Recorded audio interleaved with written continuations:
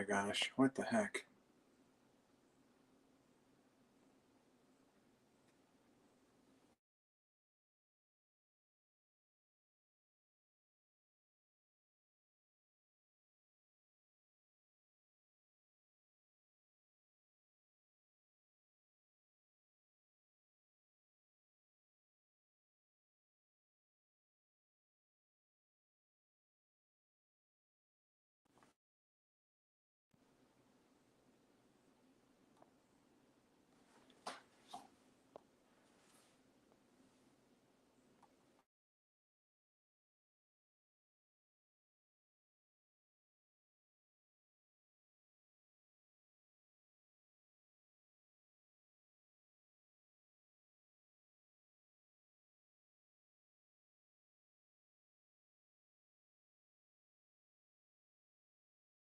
My gosh.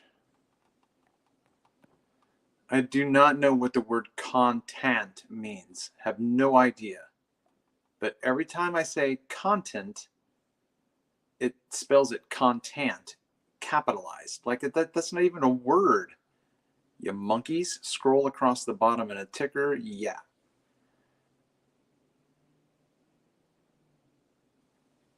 I don't see anything. So see if it's just going to be the way it is. I will see if I can put my headphones on. Maybe that'll give me better audio for you guys.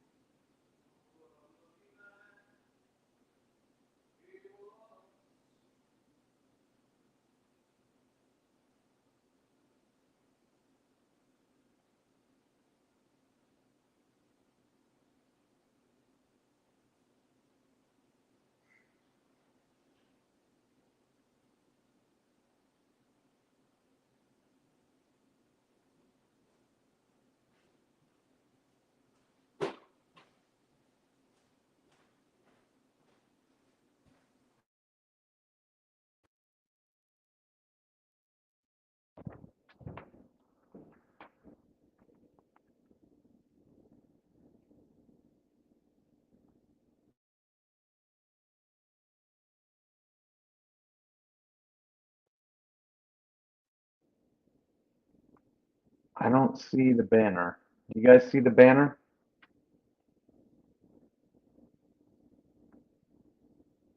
I don't see it. There it is. Okay.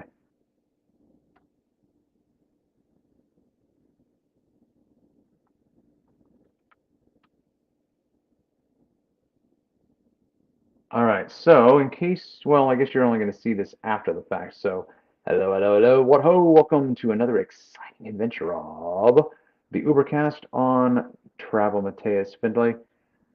I'm your host, Travis Finley, or Travel Mateus if you prefer. There you are right there.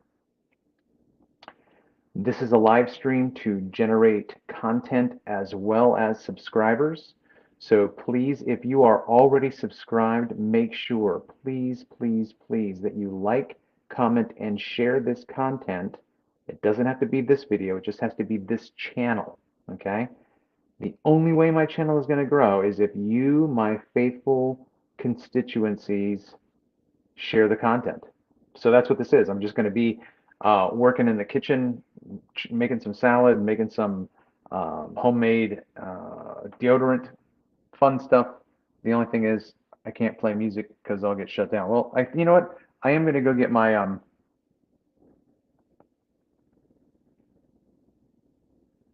uh, my iPad because that'll work.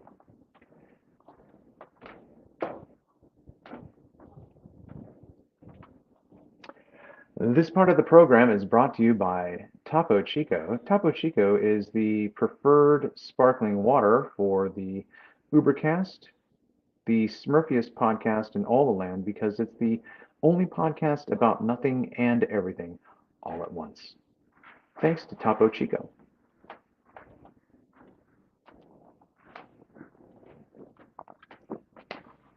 Just to let you know, I'm streaming live in the kitchen. If you don't want to be live, let me know.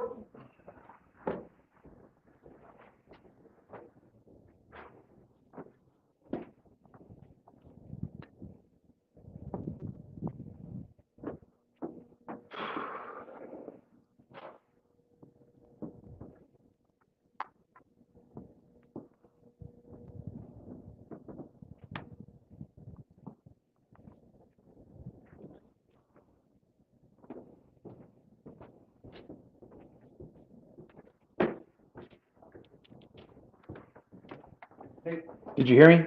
No. I said I am streaming live right now, so if you don't want to be live, just beware that I can turn the camera somewhere else if you want, but you okay with that? Good. Kevin, say hi to the world. The world says hi to Kevin. How's it going? And I've been having trouble with the Wi-Fi right now, so It keeps okay. cutting out. Yeah. Yeah. We need to reset the router at least. Well, I sent a message to our local resident who usually does that. So my iPhones are okay. My laptop's not. I can't go online up Hey, there. my computer keeps cutting off. I Yeah. can't try to do anything. Okay. Is that's not normal? No. Nope. Okay. Good. Very rarely. It feels like somebody might have picked one. You know, There we go. Oh, you know what? Okay. I am going to have to. I just started doing Spotify because there's a kiss for you. I just started doing Spotify because some of my yogis at the gym have playlists and I wanted to check them out. So let me see if I can pull up Alex Michaels Conspiracy Music Guru.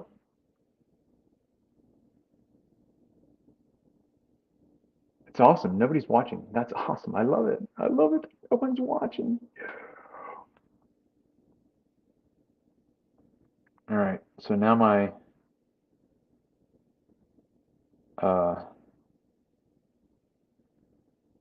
let's see.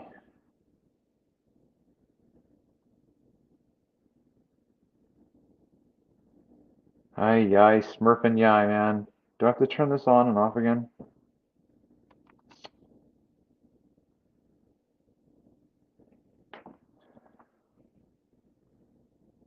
This is so complicated and there's so much time being wasted right now. It's just so frustrating that this exists.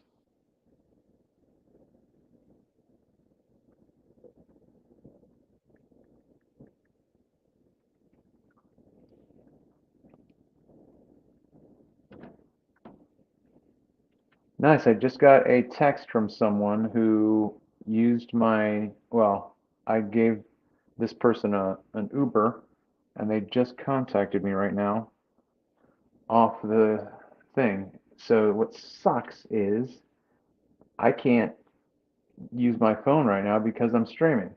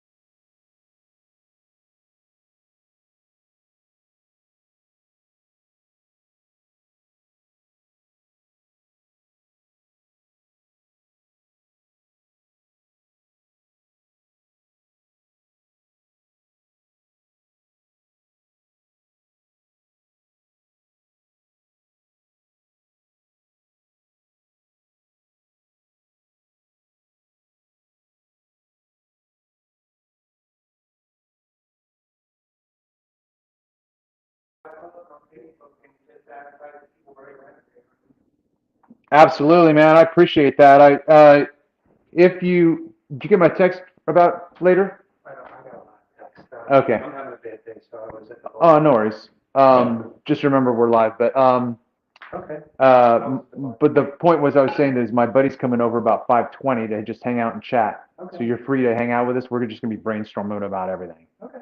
So I'll try to take notes on your suggestions because absolutely want to work on my skills in those areas that I'm not skilled.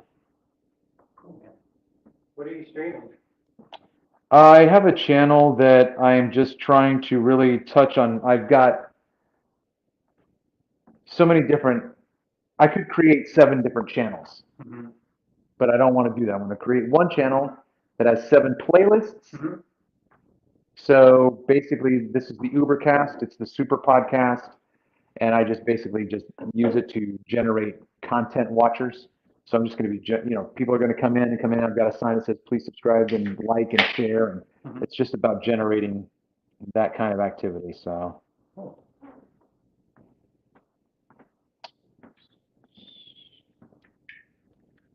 Is anybody watching right now?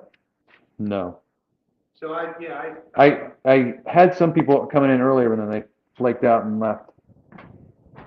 So just so you know, I have a horrible muscle wasting disease that everybody promised me I'd be dead last month. And I got on testosterone, and I'm still alive, but my moods are like, it's bad. So, like if I'm flaky or I like pass out or whatever, it's all because of that. But I mean, like I don't have 3 of the 4 muscles in my thigh. The muscle in my arm is gone. Some of the muscles in my lungs and throat. Just deteriorated, like MLS or something? Well, Yale just said, is there paper towels or something? Right there. What Yale just said like 7 days ago was it's long COVID, and I had long COVID for a couple years, Okay. and so all the doctors thought I had this other super rare disease, but now I think it's just COVID. Because I watch people walking around outside, and they're all walking like me, which means in like 2 years they're all going to feel like me. So there's a market there for people like you. Yes. Okay, so we'll talk about that later on today with I Derek. wrote a business plan for my doctor who wants to start a clinic doing that specific thing. He used to be a pro soccer player, and he's got like 22 years in business and 5-star reviews. And so I just wrote him a whole business plan, 45-page business plan in like 2 days, and said, here's how you start. But there is a market for that for sure. But it's hard for me because my friend Vinny owns LifeMed. You know LifeMed? LifeMed's enormous around here, so I can't really. I mean, I go. I think I've seen. It's not like Health Bridge. It's testosterone clinic. Oh, okay. Hormone clinic. Oh, okay. And I mean, Vinny's the one who's saving my life. Like because we went to high school together, so he's giving me all these free things. But yeah, without him, I'd probably be dead. So I don't want to compete with him too bad, but my doctor. Hey, man, it's a dog eat dog world, baby. It is in capitalism, it sure is. But yeah. So, a needle pulling thread. I will text you my YouTube channel, and if you want to help me out and subscribe, that'd be awesome. Yeah. So it smells like weed and cigarettes in here. Do people smoke cigarettes in here? No, that's outside. Cigarettes are not inside. They're not permissible. And weed's okay if we vape but not smoke? Is that right? Yeah, that's right. Vaping, smoking is outside. So anything that's smoking is outside. Vaping's fine inside. Yeah. Yeah. Yeah, I've actually, it's a long story, not only get into it, but I've been sick for 21 years. That's why I get alimony. I was forced to quit my job in 2008, and I haven't worked since then. So I just got it.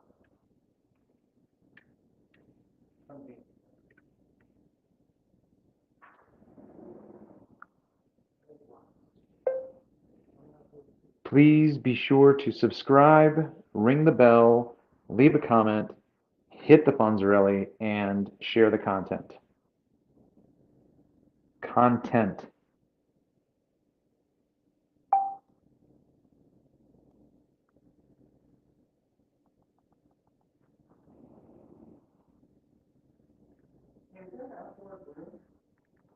You can look out in the garage.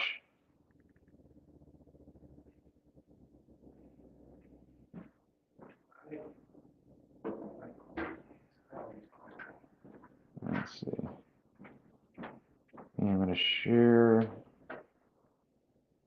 this.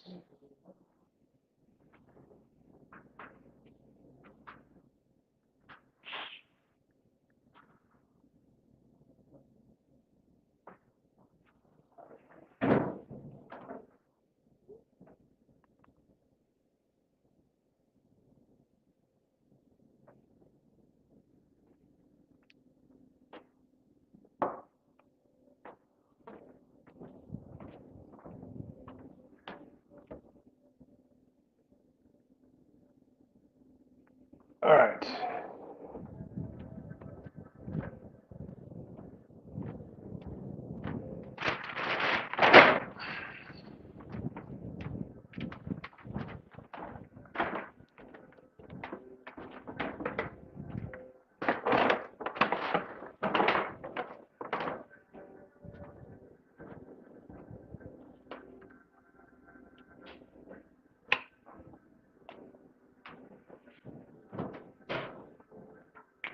I mean, at this point with where you are, and like I don't understand why everybody, like, so we had taxis, right, and they worked, and then everybody got disillusioned by the whole Uber Lyft thing. Like, why not just start a new taxi business? You know what I mean? And like, Yeah, I mean that's the other way of looking at it, of course.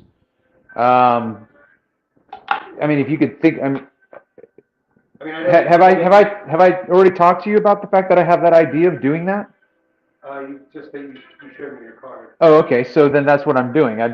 So that's exactly the model. So the question now becomes, is it going to be better to model after an old school authentic taxi service and just be better at that? Or to go along with what Uber and Lyft is doing, because you get two different clientele. Or don't do either one and start one of these Turo businesses where you're renting out your car and making a little more money. Yeah, but that's a completely different model. Right, but it's viable for the same. Yeah, but I have a car. I need my car. Like, I don't have capital to buy a car to then you'd be rented out.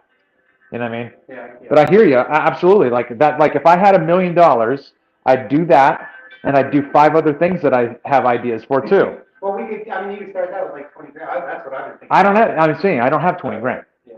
You know, if I had, well, look, if I could rewind time back 6 years, you know, because I've been divorced for 6 years, and in that 6 years, I've had enough money along the way that had I not done what I did, I'd have the money to do that. However, I lived the way I wanted to. Very happy I did that. I just don't have any money now. Yeah, I'm in touch with that. So, you know, damned if you do and damned if you don't. Sad but true. All right, I got to focus on what I am doing. Okay.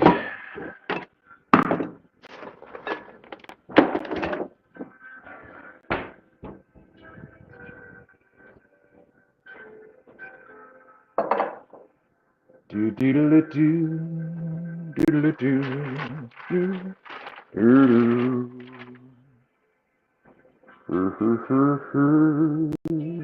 Soft spot on the cantaloupe.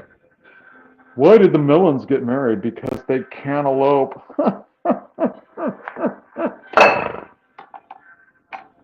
Alright. Do do do do do do do do. See, now I've got to do marketing right now. This is what I'm doing.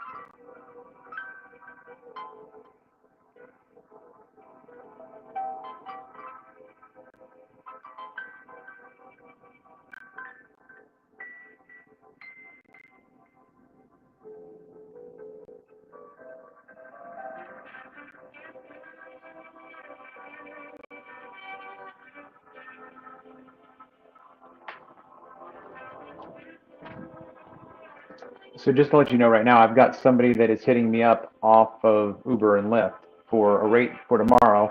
So we're negotiating the terms right now.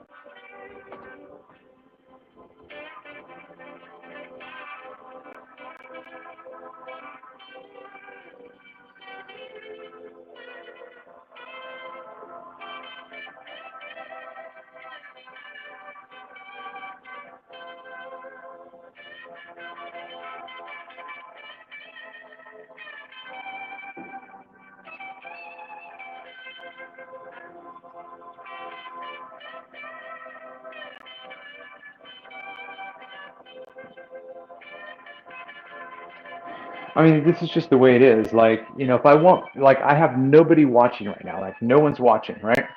Not a big deal. But if I want people in here, I'm going to have to start generating this stuff out there. So,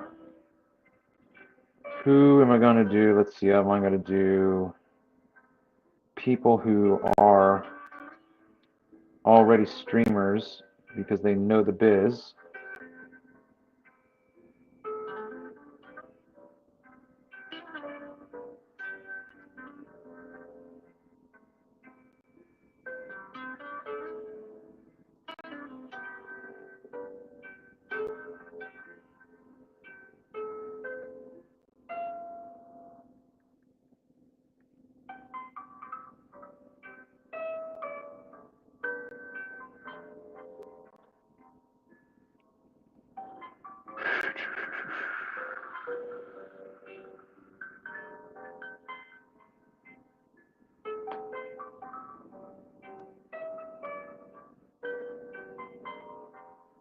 I mean, that should be enough, right? You would think that that would be enough.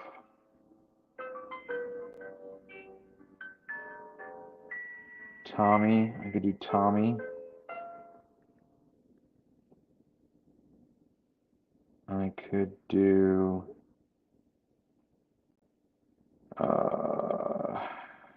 Zach.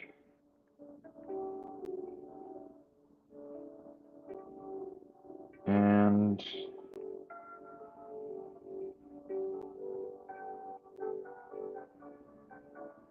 okay, let's do.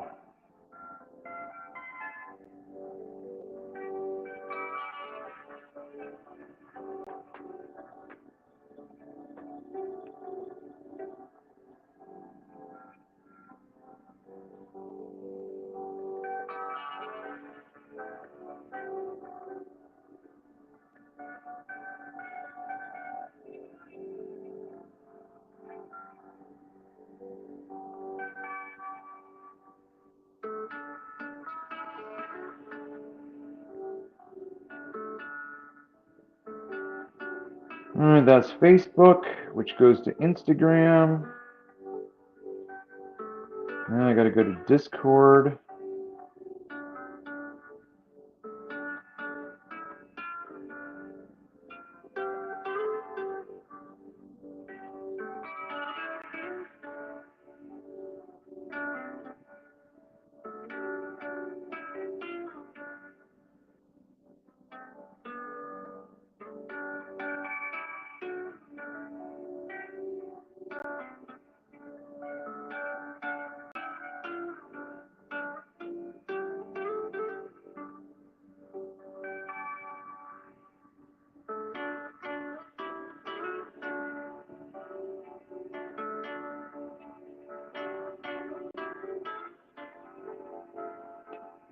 All right, do this again.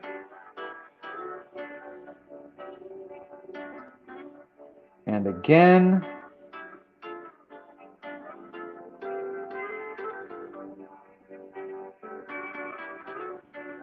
Oops. Nope. I don't want to do this. And again.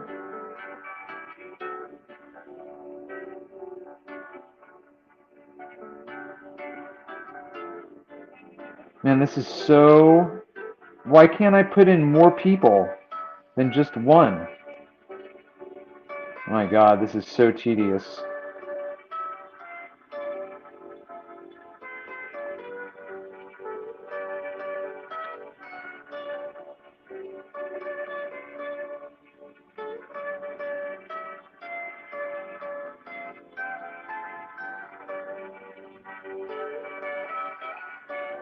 It's like, why do you create so many channels, Travel? Because I don't know if I'm shadow banned on the other ones. Like, I have no idea why, you know, whatever. There's one person watching right now.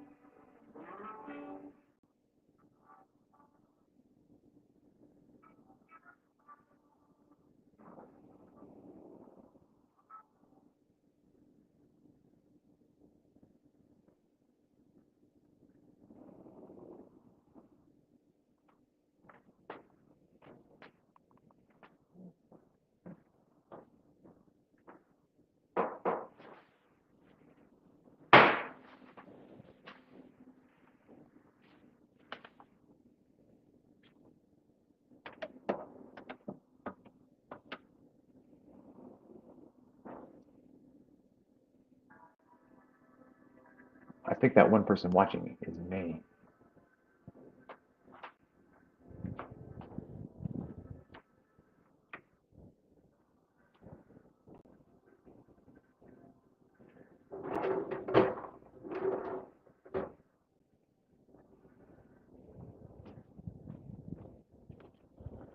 All right, so I'm going upstairs to get a little piece of paper to put on the door so that I can put a warning sign that there's a recording in session. So I've got a housemate that isn't happy when I do live stuff, but I haven't done it in quite a while, but he still like gets put out that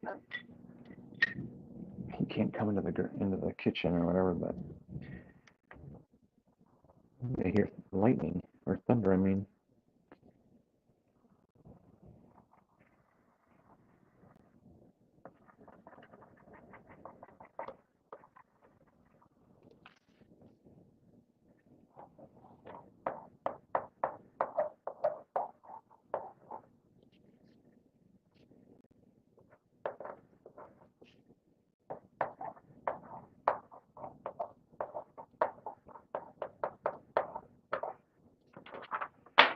All right.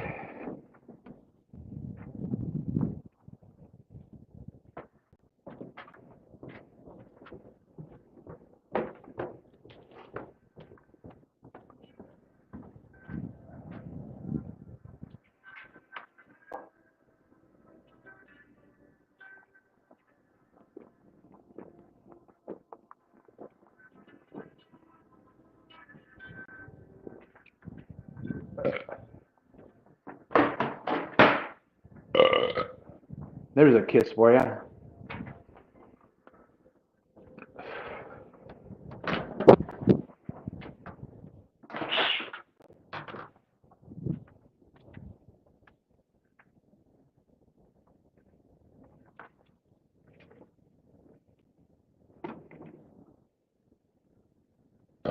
There's the kiss I was waiting for.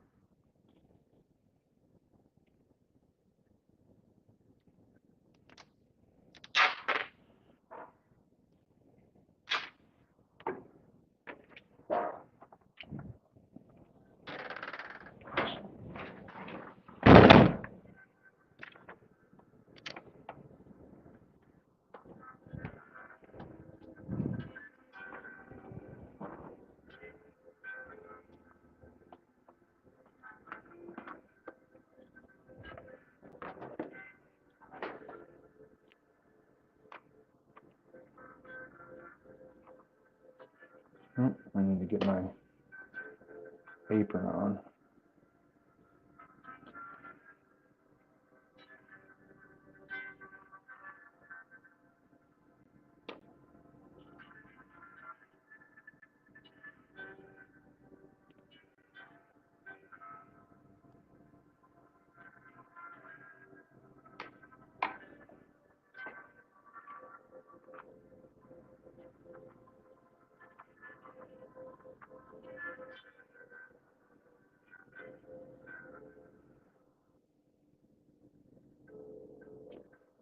Oh my God. I just scooped out seeds from one half of a cantaloupe and put it into the other. Derp.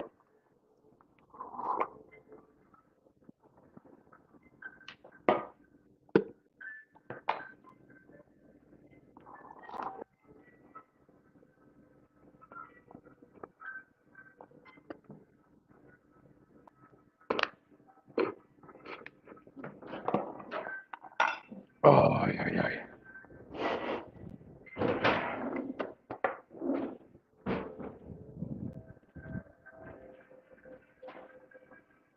Wish I had somebody to talk to, but I can't go live on my computer and then have this as a piggyback operation. Do I want to scoop out balls or do I want to?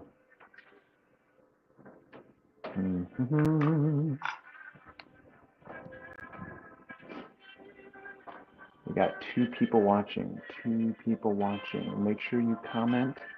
Make sure you share the show, because the only way to get more than 2 people in here is for you to share the show.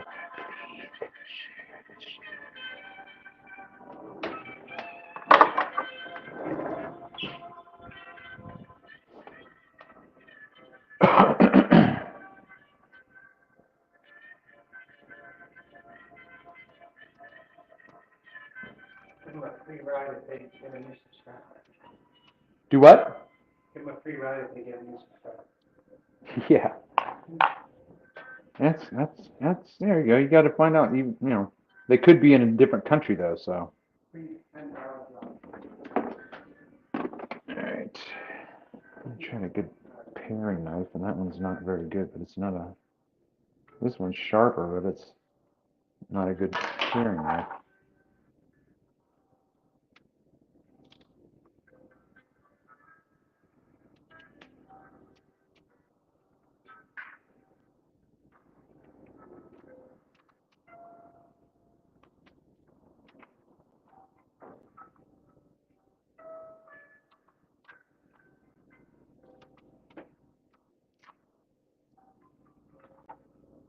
Doodle-dee, doodle-dee, doodle-dee, doodle-dee.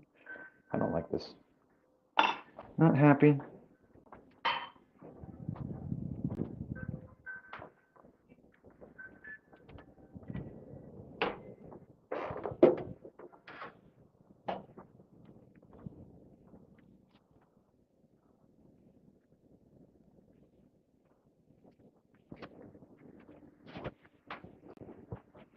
I think mouth breathing is a sign of sheer genius.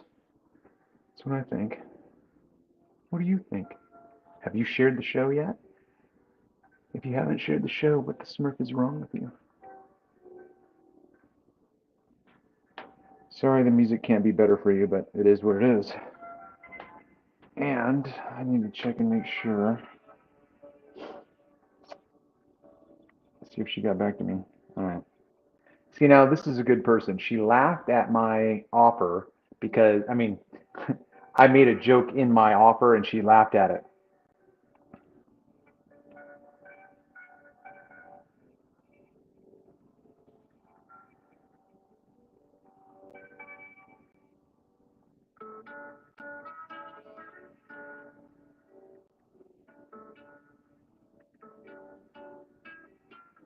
So as of right now, she's on board with my offer,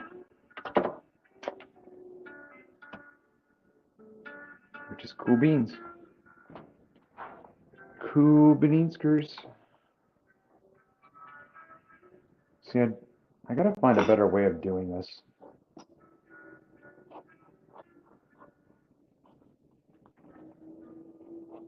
Anybody have a good way? I don't skin cantaloupe very often, so.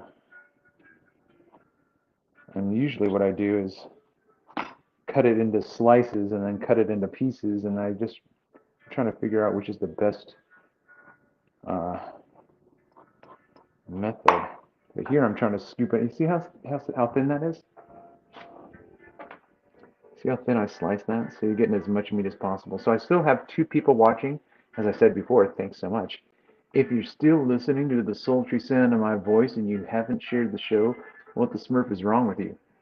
Have you even left a comment?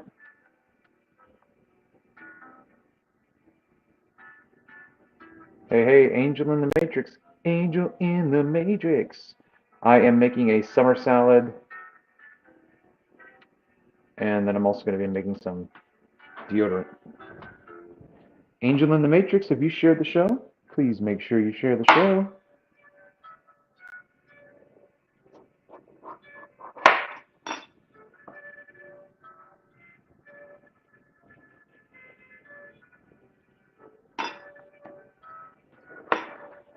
Alright, there's this. I'm trying to find out the best way. Right now I'm cutting cantaloupe.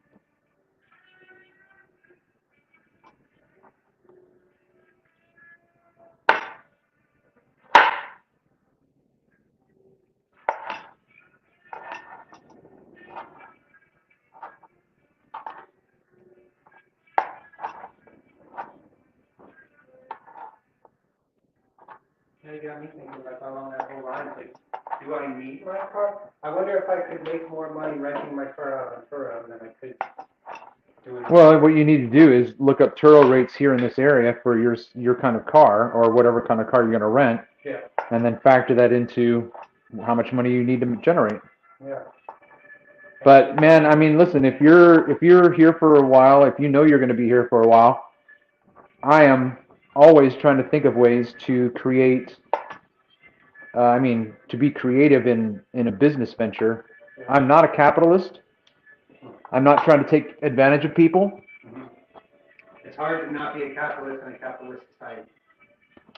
Just saying. That's like saying it's hard being a flat earther when everybody thinks the earth is round. I think that's true too. But just because of society pressure and stuff, it's hard. And it's also, it's not undoable, it's just hard. It's hard. here's another turn of phrase. It's difficult to be a naturopath in a society of pharmaceuticals. And fried foods. You want to be a natural person. It's, if you go out west, it's not, I was in culture shock. Like, somehow Ocean City has moved, in the decade that I wasn't here, from like 2010 to 2020, Ocean City has moved here. And like, you drive down the street, everything's fried, everything's snow, like everywhere. You know what I mean? It's just like the beach. Like, there's no relaxing. That'd be one thing I would open. Did you say snowball? Mm-hmm. That would be one thing I would open up, would be a snowball stand. You don't think there's enough room? Are you kidding me? I don't know. The fact that there's so many, what's one more? Now, the best one that is here is right here on Wheel Road. Right up the road from us. You know what I'm talking about? Okay. So you go out here, out to the street, and you take a left on Wheel Road. You go through the traffic circle.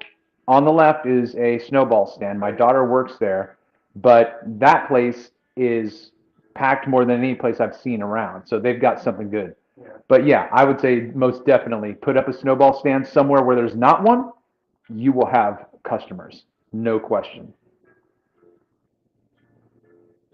They don't, it's just so wild. Like, if you opened a snowball stand north of Denver in Colorado, you'd be out of business in 6 months. I mean, if you had tasty food, spices, you'd be out of business in 6 months.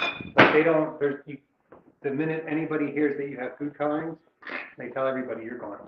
Or the minute that you have spicy food. What if you do natural food coloring or natural shit? Right, you have to. I would have to. Because you have such a health conscious culture out there. Mm-hmm. Like even they opened, I was all excited because there was a fried chicken, and my family's from like North and South Carolina and Maryland, you know what I mean? West Virginia, so fried chicken, I'm all excited. They opened it up, 6 months later, it's gone. Anytime I went there, I was. Ah, that's awesome. That's awesome. Do you know what that means? Do you know what that is? Excuse me that I'm pointing a knife at you. That means that they understand commerce. What do you mean? If there's no demand, you can't supply But anything. the reason there's no demand, like, that's what I was getting to, is, I mean, I hear you, right, but, like, they go under because the first person takes their kid there, they're so health conscious. The first person that takes their kid there that has an Man, allergic reaction. listen, bro. That's where you look at the opportunity and say, look, snowball stands would be a success. So then how can I create a health conscious snowball stand? Yeah, that would work. I mean, come on. Let's make some money, Kevin. Well, dude. How much money? No, here's what I say when I have conversations like this with people. How much money do you want to make? Oh, I know. I'm just saying. I had a conversation with a guy at Baco Wine Bar. A guy that I just randomly started talking to. He and I created 5 concepts. I said, dude, we just created 5 concepts. How much money do you want to make? I know. So do you remember Book World at the beach? First in Yeah. So Yeah. that was mine and Tammy. Really? I'm the first person that brought tattoos to the boardwalk. Okay, hold on. Just for the record, because I know we just have one person. We just have one person watching. Is that why am I disconnected? My point is that shit. What was I saying? We were talking about beach. I said Book World. Oh, I was going to introduce people to you because you said that was your first. My battery on this is shit. I was just going to introduce you to everybody as one of the very first successful gamers back in '98 who wasn't able to take advantage of the market of profiting off of all of the. We were number 1. And then when Fresh came along, everybody, well, lots of people heard Fresh, but Fresh came along with that growth. That was the first time we started losing in 3 years. But what was that for? Quake. The original Quake, when games went 2D to 3D. Oh, okay. I thought. Okay. The first online 3D game was Quake. And I was one of the best in the world. Top 10 for the time I played. Sometimes I was number 1 responsible. Okay. So here's my entrepreneur mind. You have expertise in a field that can run dry and sometimes can be repetitious. So let's create a concept together that is not the same, but is still marketable because people will see a different expression of something that they are into. So what Am I being clear? No. What do you like? I don't. Okay. My generic statement right now is just an idea. So what I'm saying is, gaming. I'm not going to use the vernacular, so don't crucify me. The gaming world exists. And people. It's bigger than the NFL and NBA combined. Okay. So give me an original idea that can be introduced into that arena, and it will explode. I have one. I have an original idea. It doesn't exist. When you have people doing Twitch or anything else, and they're streaming live, and they've got their headset on, and their audience is watching, their audience, if you break down the concept of what is happening socially, the audience is there for 20% of the creators and 80% of the social network. Well, Okay. 70% of you, 10% the game. I'm there watching the game. So mostly 70%. People in the chat are chatting. Yes, they are. And if I'm chatting in the chat, guess what I'm not doing? I'm not watching. I'm ADHD. I can't do that. I can't multitask that way. If I'm watching the game, you're not going to hear me in the chat. If I'm in the chat, I'm not watching the game. Exactly. Okay? So you have that dynamic. Yeah, I have no idea what's going on. You have that dynamic. Okay? Gamers, doing all his own. He's got a connection to his audience only when they donate or whatever. And then it just says, oh, Kevin just donated to you, blah, blah, blah. He goes, hey, thanks, Kevin, blah, blah, blah. Okay? Now, push pause, keep that in mind. That exists. So I'm not talking about this when I give you my next idea. I go mobile. I do my streaming in Uber, having conversations with my writers. They know it. I say I'm recording right now for safety, security, and entertainment purposes. You're on YouTube Live right now, and most people are like, cool, that's cool. Right? Something about a taxi too. Okay? So I'm recording. People are joining and watching, but I can't watch the chat because I'm driving. Now, this is mobile podcasting. No one's doing this. Live mobile podcasting, Uber, taxi cab confessions, however you want to package it. No one is doing this. It's a market. It's marketable. People will watch anything. They'll watch cats sleeping in the sun. They will watch anything, including intelligent conversations in a movie. Okay? Here's my concept. As I'm driving,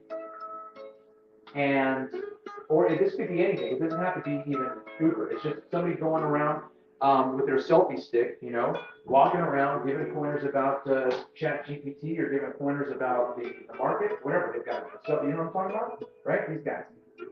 They can't interact with their audience unless they bring the screen closer and go, "Oh yeah, Tommy, good point." Well, usually you hire somebody that tells you so and so said this. Okay, fine, that's fine. I don't have that kind of capital. But still, if we create this thing, it will wreck people's brains. They'll be like, why the fuck didn't I think of that? So here it is. We create an app that is a attaché, an assistant. I call her Elizabeth. She's my assistant. She is I programmed the app to whenever I, the host, am talking, she's on pause in the background. Waiting, and waiting. I can either give her a verbal prompt, or I can go silent for 5 seconds. Let's say, for instance, I tapped out on my brain, and I'm like, I don't know what to talk about right now, so it's just dead air. The app then kicks in. 5, 4, 3, 2, 1. Master, stop talking. I will now proceed to read the chat. She then goes into the chat live, reads one comment, 1, 2, 3, reads the next comment. 1, 2, 3, reads to me. So that if you are in there and you say, like, even the app would be prompted to pick up, let's say, for instance, you tag me and say, hey, Trav-EL, I want to talk to you about this idea. So then Elizabeth sees that and says, Master, Kevin has asked you a question. Well, I think that you don't need an app. I think you could actually do it by yourself. It doesn't exist. Right, but you could ChatGPT can do it with a wrapper. Mm-hmm. Okay. I use the AI every day. Let's do this, dude. Well, so I don't. Yeah. People would listen. If I could walk around with my selfie stick and just have ChatGPT feed me that stuff, I could have conversations with my audience. So there's a company. It's a silly name, but it's called SoundHound. They started off as. Hold on, sir, real quick. Elizabeth, take notes. I don't have an Elizabeth, but I wish I did. ChatGPT can do it for you. Already with voice, it can already happen. Oh man, come on. Really All right, you gotta school me, bro. it really can. I believe you. What was I saying? You said that it exists already. That like if I were doing the live stream, you said ChatGPT would do that for me. I don't know, but it does exist. Let me put this in context. It's going to be different. I was a business analyst at UPS and GDIT. These are some of the biggest companies in our country. And when I got there, within 6 months, I transferred to UPS. So I can see it all very clearly. And I started using ChatGPT a couple months ago. And the smartest people I ever worked with were UPS by far. And ChatGPT is worth 5 of those people, except. They don't have, it doesn't have marital issues, it's not lethal, it's not having a bad day. It's not passive It aggressive. is not bored with my conversation. Oh my God. And if you're, Kevin, we should, I mean, listen, dude, this, I really do believe, if you, okay, there, how about this? I challenge you. you like, just so you know, I have years of weapons training. I challenge you to find a channel on any platform that's utilizing ChatGPT the way I'm suggesting it's being done. Oh, that's, you got me back there, thank you. So there's a company called SoundHound, it's a silly name, but what they're doing is it's basically a wrapper for ChatGPT, and they are creating the guardrails for what is going to be all of our new cashiers at the restaurants, and like they're doing cars and like Stellantis. If you can't get a new Stellantis without SoundHound, A what? Kia, like what Stellantis is. Okay. But like I think Kia just signed up, Jersey Subs, White Castle, all these companies have already started implementing it, and it works better than a human. It's less error prone than a human already. But what's the function? The function is let's say, it's just, so a McDonald's, right? And it's the cashier, but on those days when, the concert is next door, and 10,000 people get out of the concert at the same time, and they're all drunk and high, the AI can have 10,000 employees waiting on them. Where, I still don't understand the context. What do you mean 10,000 employees? well, it would just be 10,000 versions of the AI all talking to them at the same time, which you can't do with humans. Okay. So it's scalable in a way that you can't scale with humans. The AI is infinitely scalable. Okay, I apologize. I'm not saying that you're not being clear. Slow down and back I this hear up. that a lot. I still don't understand what you're trying to give me an idea of. Like, I really don't. So let's say you pull up to McDonald's, and there's a screen, and this voice starts talking to you, but it's not a human, it's ChatGPT. Oh, okay. Okay. But this company has created guardrails, so when you say, ChatGPT, go fuck yourself, it brings you back to the food menu. And when you say, go do something else, it brings you back to the food menu. So they're just creating the guardrails that does this, and they're huge, and video definitely well. So,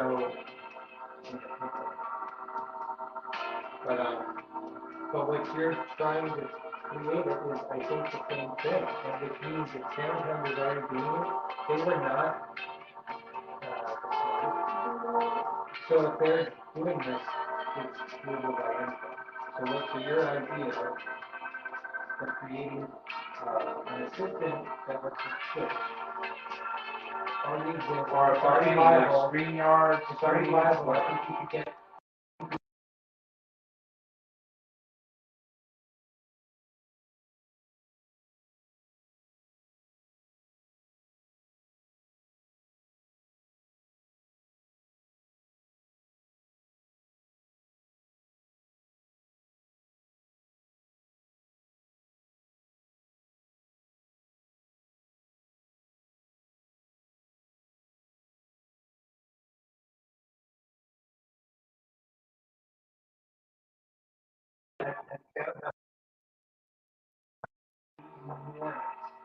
So what you're saying is completely viable. It's already doable. You don't need a programmer.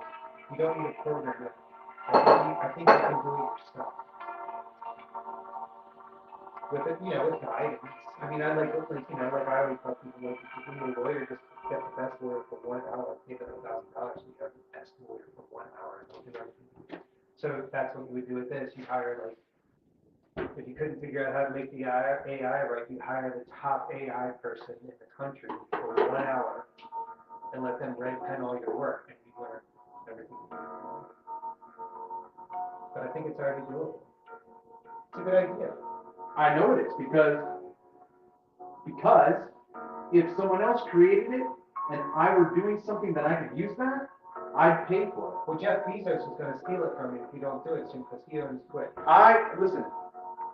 And he's already into AI. I've already been saying this out loud for 2 years.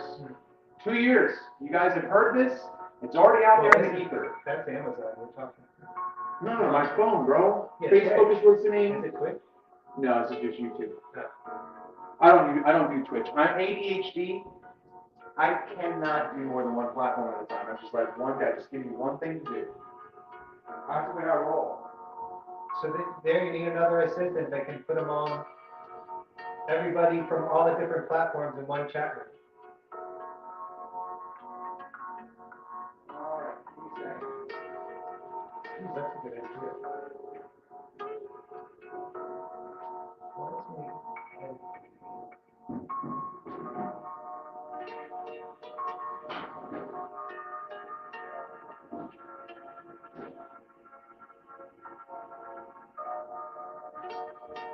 I didn't hear what you just your last statement. I mean, that's the second part of your assistant. You don't need to worry about YouTube, Twitch, everything. Your assistant should worry about it, and then she should put everybody in the same chat room for you, and then she can post back and forth or do whatever for you. Man, The AI is smarter than most people listen, you are like totally challenging the limitations of my, like, I think the funniest scene that I've ever seen of ADHD in my life was on Parks and Rec. You ever watch it? There was a part when, what's her face's name, the blonde? What's her character's name? Nope. Yeah, Leslie knows. Leslie knows, okay? She says to Andy, go do this. And he's like, this? And she's like, no. And she starts explaining it, and he goes like this. Yeah. You know? Yeah. She's like, Andy, like, that's me, dude. Yeah. Like, you're telling me things right now? I won't remember anything you're telling me. That's okay, I remember everything.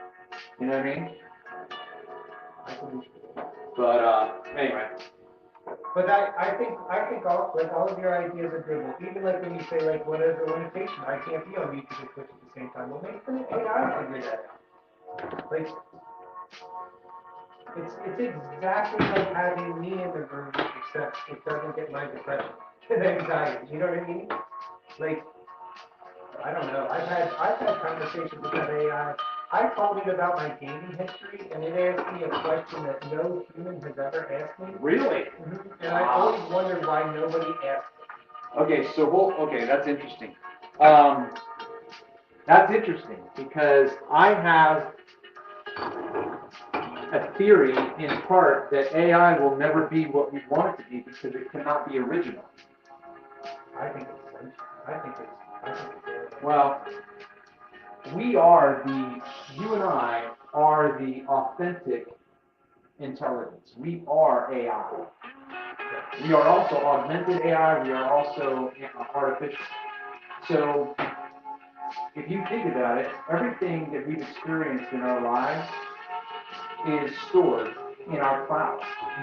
We do have access. We don't know how to, but we do have access to every single nanosecond of our experience. And I can tell you that's correct because I have a photographic memory of that one. Okay?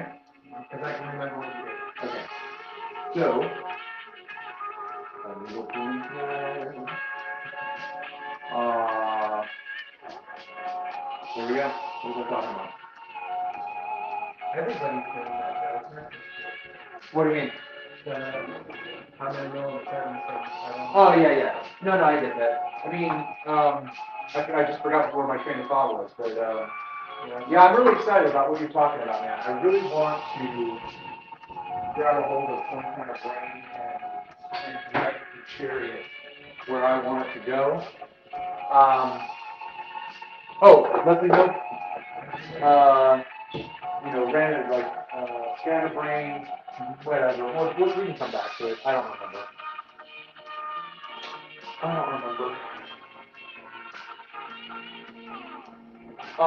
AI, not being original, asked you a question about, just go back to that. AI asked you a question that nobody else asked you. Yeah.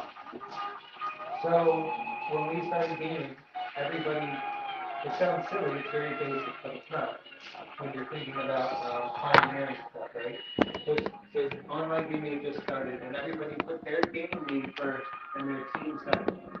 And then Kilgore was our leader at the time, and he was from Mexico City. I'm sorry, who was? Kilgore, Okay. he lived in Mexico City, but he was really into Japan, he'd been traveling there. And he's like, I don't understand what's going on, we're gonna switch everything, and our team name's gonna come first. Our team name is gonna come first, we're gonna have the same team colors, it sounds so simple. Our team name's gonna come first, we're gonna have the same team colors, and when we go into these games, all people are gonna see is KM and then your name, but nobody cares about your name. Keep talking. And everybody was like, why? And we're like, because you don't matter if we don't win. The only thing that matters is the team. So we were the first team, we were actually the first team to do good game after game because we beat the crap out of people so bad. But we were also the first team to put our team name first. It sounds like something simple, but we did that. And how did you see it change? It changed everybody, that's how it always worked. Okay. I mean, that's how it always should have worked, right? Like, you're Baltimore Orioles first. You're not just Kevin Bain. He's also an Oriole. I'm an Oriole first, right? And so we did that, and then nobody ever questioned us. They all just like followed or did whatever, and they never knew why or what the question. And then when I told the AI who I was, and I told it my name, I was like, "That's really interesting. Look at that. Your team name comes first. Why did you try to do that back then?" It asked me that, and I was like, I've been waiting for that question. And so I told him, it was like, that's amazing. Right, from Japan, that makes sense. And it's like, we had conversations for hours like that, with it asking me questions that no humans ever asked. Well, I mean, kudos for that experience. Tell me what you think about this interaction that I had with a writer. She is in a software company, and she asked me, she said, have you seen the movie Her? And I said, yeah. She said, that's what we're doing. I said, you're creating a dating relationship application that will be a companion. She said, yeah. I'll be highly addicted. Okay. I said, do you know why I'll never be your customer? I said this to her. I said, do you know why I'll never buy your product? I said, two things come to mind. First, at this point, when I was talking to her, at this point, you don't have a voice that doesn't sound like it's artificial. At this point, okay? Now, think about this. When you watch the movie Her, it's not an artificial voice. It's Scarlett fucking Johansson. Yeah, I want her voice to be Elizabeth. Well, they're already up to that. I get it. I'm saying, but back then, before I knew ChatGPT was this far along. Yeah. So, okay, so now scratch that off. Now I'm a 50% customer. Here's my other caveat. My other caveat is I'll never be your customer, even though you have a voice that is human sounding. I'll never be your customer because AI is never going to be original. It's never going to have an original thought. It's never going to tell me an original joke. It's not a human being. So I, as a constituent for your business, those are two, or that's one pitfall for me. So we kept talking, and this became the third reason why I'll never be a member of an artificial relationship dating app. I said to this person, I said, wait a minute, hold on. So I'm going to start a relationship with this computer application. She said, yeah. I said, do you guys program a personality? Do you write memories into this thing? Like, does it have memories of, like, experience? Does it know what pain is? Does it, like, how is this thing going to learn? And she said, do you know what the punchline is? I said, wait a minute. Are you telling me that I'm going to fall in love with Yourself. myself? Absolutely. And I said, I already love myself. I already talk to myself all the time. And I even have sex with myself. I'm just saying, as me, so fine. So you have 90% of the world that's going to be addicted to it, but you're going to have 10% like me that aren't going to buy your product. I'm just telling you that's my reason. But that's exactly it. I was blown away when I said that. When I understood, I said, you're telling me that I'm going to fall in love with myself. Yeah. She's like, yeah. I was like, oh my God. But I don't know how many There's no people. other way to do it. I don't know how many people have thought about that. Probably nobody. Right. The They same. won't think about it until they're 50. Yeah, and you're right. And there's gonna be 20 years down the line, and they're like, "Oh my God, I've been falling in love with myself this whole time. I could have saved so much money because I was already talking to myself, having conversations with myself." Do you know what I never do with myself? I never fight. Yeah. I never argue. I never lose my patience. It's a perfect relationship. That's what they're building, yeah. And then that's going to become the non-player characters in all of our video games. They're going to be the exact same way. Wow. That is pretty amazing. It'll just react to you. You won't know that it's reacting differently to other people. And it's only going to learn from you because there's no. Wait a minute. Like, what did you just threw me a curveball? What do you mean act differently with other people? So we could be in a video game like World of Warcraft, and you can walk up to a vendor, and it's going to act completely different. Okay, hold on. So what you're saying is, when I walk down the grocery aisle, then it knows what my preferences are. It's not going to offer me this, it's going to offer me that. But when you walk down the aisle, the NPC is going to talk to you. I get you. And there's going to be different colors and different sounds. Wow. And, when I walk down the aisle, That's it's going to be cool. more like Metallica, right? And That you is walk down, it's gonna be cool. easy listening.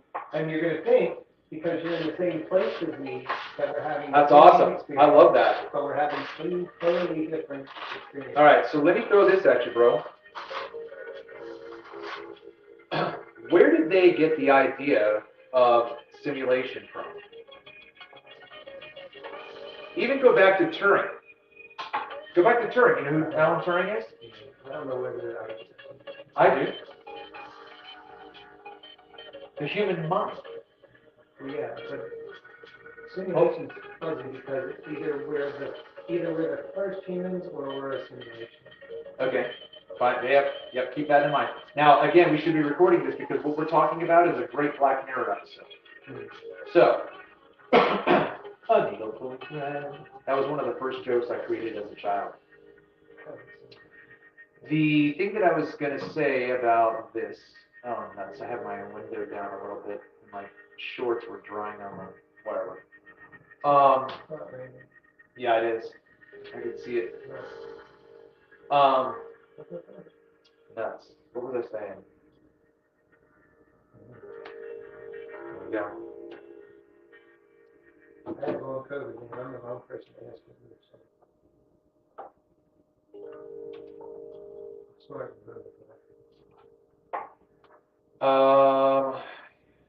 Yeah. Oh. I was going to tell you something to run it by you. Oh, yeah. Okay.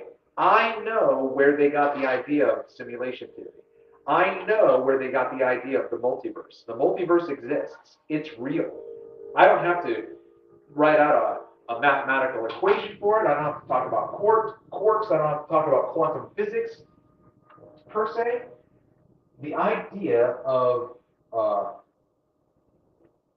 simulation theory and multiverses is based on their understanding, going back to Jung and Freud, of our dreams. Because every time you dream, that's a multiverse. And when you go into that dream, you remember. It's logged into your memory. I have dreams thousands of times in a row. Okay? Now, imagine you come home and you log into your system to go play whatever you want to play. Right? That's the same thing as dreaming. You, the outer, when you sign on, are falling asleep and you wake up your dreamer. And then you go in and you've got missions and you've got leveling up. That's what we do in life. We have missions we set, we have dreams that we pursue, we level up, we level up, we level up. We're Jeff Bezos. Right? That's what the simulation is. Now, the only thing that we don't have in this existence, as far as I know, and I'm not willing to test this, is respawning. But I do believe in reincarnation. I do believe that respawning happens. But my point is like, where did they get the idea for that? When you die in your dream, you just respawn into another dream. That's where they got the idea. So then what we have to do is stop playing their fucking game because we're just feeding into the capitalistic mindset, and then simply go into our own simulation that we create when we go to sleep. It's just that most of us don't know how to be Jedis of our dream simulator. We don't know that we're dreaming. Our NPC just goes around and doesn't even know that he's having a conversation with, some kid that he knew in high school. And my other theory about that is that when you go into a dream and you have other people in your dream, are they in your dream or are you in their dream? Then the answer is yes. You have all gone to sleep and logged into the system and you wake up. Or you become active. You don't wake up. When I want to use the term wake up, have you seen Barbie? Have you seen Free Guy? Have you seen Wreck-It Ralph? Okay. Have you seen The Matrix? Okay. They make movies about the metaphysical connection that we have with the universal consciousness. And these characters that they show us, so let's say, for instance, Free Guy. I highly recommend it. If you enjoy this concept, you should watch Free Guy because it's based on role-playing games. Okay? So you totally get it. But my point is that they show us a movie where the character, Free Guy, wakes up in the game and goes, whoa, what's going on? Like, what is this? Right? He becomes aware. Okay? All of us are like, oh, no, that's a really cool concept in the movie. Like, no. They're showing you what you don't do in your dream. None of us, except those who can actively, purposefully, intentionally lucid dream, those are Jedi masters. If you can get into your lucid dream and fly anywhere you want, create Scarlett Johansson, have sex with her, whatever you want, you're a master. But you're just squandering your capabilities by just having sex with any old person that you can just generate in your mind. So, the scene in The Matrix, if you remember the first one, when Neo is first brought out of the Matrix and he's on the Nebuchadnezzar, and they're going to sync him up to the program, they show you in an allegory, they show you in a mythological allegorical tale, don't get lost, don't miss the forest for the trees. When you see that scene, when he lies down in the chair and closes his eyes, he's going to sleep. And then guess what his eyes do? Rapid eye movement. He's in the delta state of our subconscious. And in however long that scene lasts, let's say it's 30 seconds, in that 30 seconds, he is now spending 30 years training with Bruce Lee. So then when he opens his eyes and Morpheus is standing there and he says to Morpheus, I know Kung Fu. Morpheus goes, There you go. he says, It's a show. show me. He says, show me. No, but the point is that we have to take our awareness of our outward self. I'm aware right now. I know that this is not a dream. Because when I flip this switch, the light goes off. In dreams, that doesn't happen. Flip the switch, the light will stay on. Okay? Or read a book. You can't read it. The font doesn't make any sense. Look at a digital display. There are so many cues, right, allegedly, because I don't remember any of them. I've just seen people talk about it. But here's the dynamic. You have to take your aware self into your dream so that you can then be a god in that simulation and spend 30 years on a farm and learn how to grow the best weed in the world. Whatever. And then guess what? So what? I don't care if you had that dream. You wake up, you're like, I'm not in heaven, man. I had this dream where we made millions of dollars. And you're like, what was it? Like, I can't remember. That's the other part. You gotta bring it back with you out into your aware self. That's why Morpheus said to him, children. He's like, what can you remember? But do you understand what I'm telling you? That's they're showing us. It's not just a creative movie. They're showing you who you really are. You are Neo. So if you play a game, any game, you play checkers. If you play a game 16 hours a day, 7 days a week, eventually you'll start to dream about it, and you'll be playing in your sleep. And when I wake up, I'm better than when I went to sleep. Absolutely. And so now I'm playing 24 hours a day, and you're not. Except, I want to encourage you to take that a step further. Because while I agree with what you just described, you're still dreaming as an NPC. Because you're not aware, you're not fully aware. Yeah. I mean, I was playing the game. But did you know that you were aware? Did you know that you, it's like, I didn't know I was asleep. yeah, there you go, that's what I'm saying. So there's still this disconnect. So now you have to now train yourself to wake up in your dream. But I appreciate what you're saying, I agree, totally. That's no different than what they do with the athletes, right? Yeah. Just make refresh. Right. Let me ask you a question. Beforehand, all day long. Let me ask you a question. Does any one of those athletes in their mind throw a brick? No. It's always Right. always. Well, yeah, it depends on the game.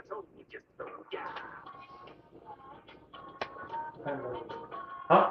Depends on the game. If we're playing war, then it's okay if my grenades get close to you and I don't really know exactly where they're landing. But yeah. But how about I this? think you're gonna fail. How about this though? Just like when you get killed in your simulation, and you can maybe answer my question whether or not there's a leveling up aspect to where you don't lose everything you have. But typically, you get taken out, all of your shit falls right there, and everybody else can go pick it up. That's the old way, and that's how people feel. So do you still retain everything? Mhm. Okay, but see, that's all we're talking about still. That's what I'm talking about too. You go into the simulation, you get this level up, and then when you wake up, you have your shit. But most of us leave it back in the simulation. That's what I'm saying. When I was a good gamer, that's how it all worked. That you drop all your stuff, but I didn't drop all my stuff. All right, where did I put my glasses? Okay, there. Sorry to be hitting you with all this stuff, just kind of firing it out. But yeah, I mean, we were talking about business. Well, I mean, I still think that that's an aspect of the business. What we're talking about right now? Absolutely. Because people don't understand the connection between what they're doing in their games and what they should be doing in their life, in their existence.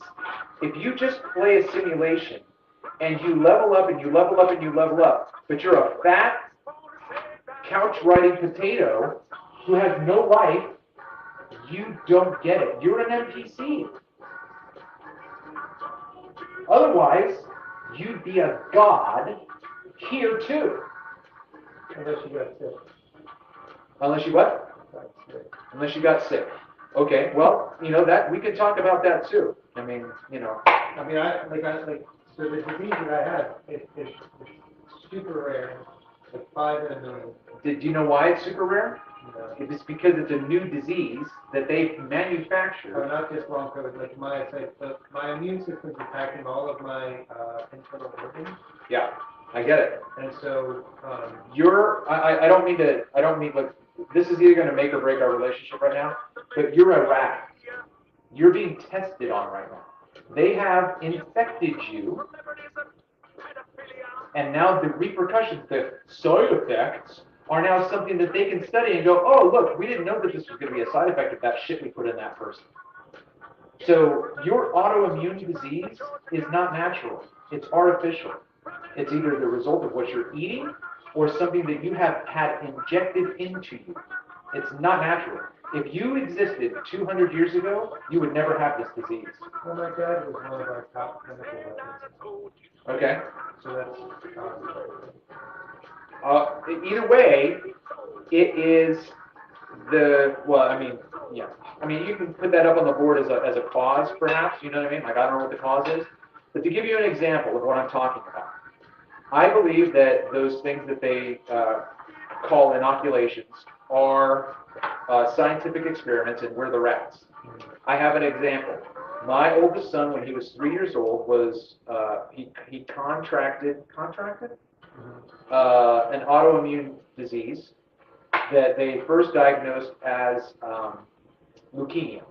Okay, and when they were explaining this to us, you know, we of course this is our first child. We had 3 at the time, but this is our firstborn, and when they eliminated leukemia, and they said, okay, this is what we think it is. We think it is what is called ITP, or idiopathic or whatever, right? It is an autoimmune disease, and they said to us, we don't know what causes this. So, fine, you know, we're young 20-something parents, we just want them to save our child, right? I don't care. But they said, once it's treated, if it's successful, and we don't have it, you know, we don't know if it's going to be successful for your child, we don't know. But if it is successful, it rarely ever comes back. Okay, so that was good. We're like, okay, good, whatever, let's do it. Okay, right? When I started looking into issues of health, I said to myself, I wonder if ITP is a side effect of something. Lo and behold, it is. Do you know what it's a side effect of? The MMR, the measles, mumps, rubella. So guess what I know? I know what causes ITP. Excuse me? the shot that I got? MMR. Was that the one that we got, When we were kids. like with the scar? Yeah. Yep. Now, all of my children were vaccinated when they were kids, but not all of them had this disease. So again, it doesn't affect everyone the same way because we have immune systems, and perhaps all of my other children's immune system could fight it off. Okay? That doesn't matter. What matters is the medical industry tells me we don't know what causes this. And I say, I do. Stop giving people the MMR because you almost killed my kid. You don't have permission to do that for me. Anyway, don't want. I think So I look at it from the other direction, which is those people's own time. No. See, man, look, that is democracy at its worst. The good of the majority is not my standard. Fuck that. No. You can't do this to my child. I don't care if you think that you're saving lives, simply because when you got the MMR, you didn't get measles, mumps, or rubella. What if, just hear me out, what if what you're experiencing right now is the result of your MMR? It just didn't come to fruition until you were at the age that you are now. That's very well a possibility too. So guess what? Or COVID activated. It's a trigger. Exactly. Yeah. But my point is, it's so far removed from the cause that you wouldn't think that, oh, this could be right? Mm-hmm. However, my point is that I don't have faith in the people that run our industries. Now, the people that go to work and think that they're being, you know, they want to help people, I'm not questioning their intentions. I think that those are good people. They're disillusioned, they're misled, they're given false information, but they have a good heart. But the people who are in the higher positions, they know exactly what they're doing to this society. And they're poison.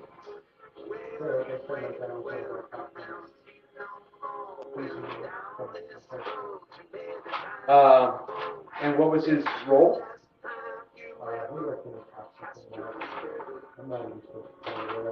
Okay, well, you know, I mean,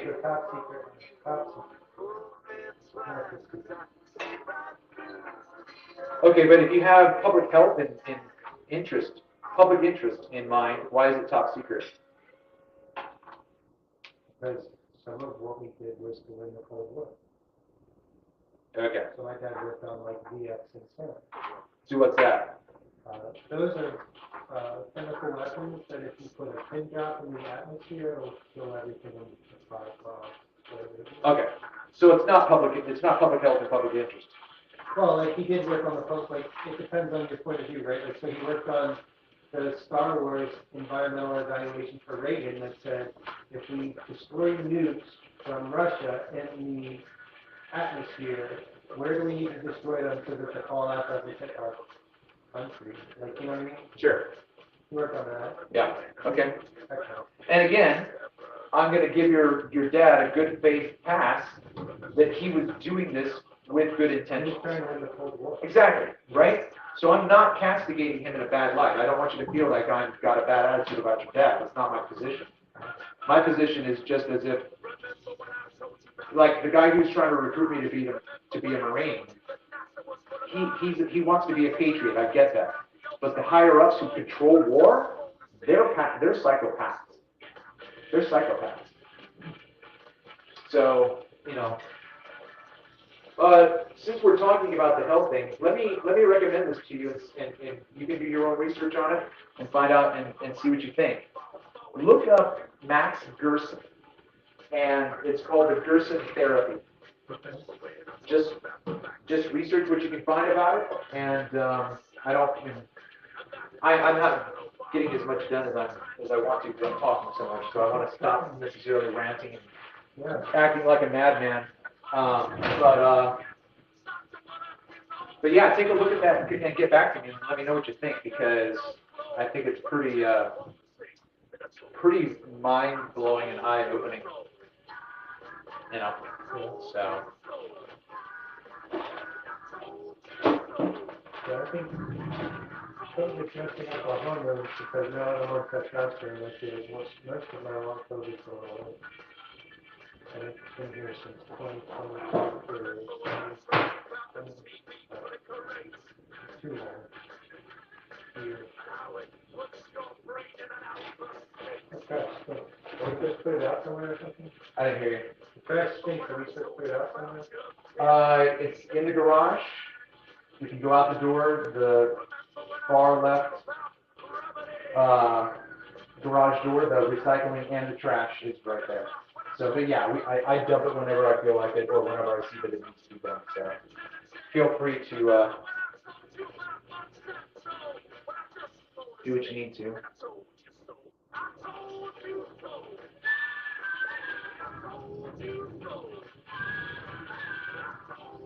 According to the University of Maryland, 1/3 people. Well, I'm glad you know.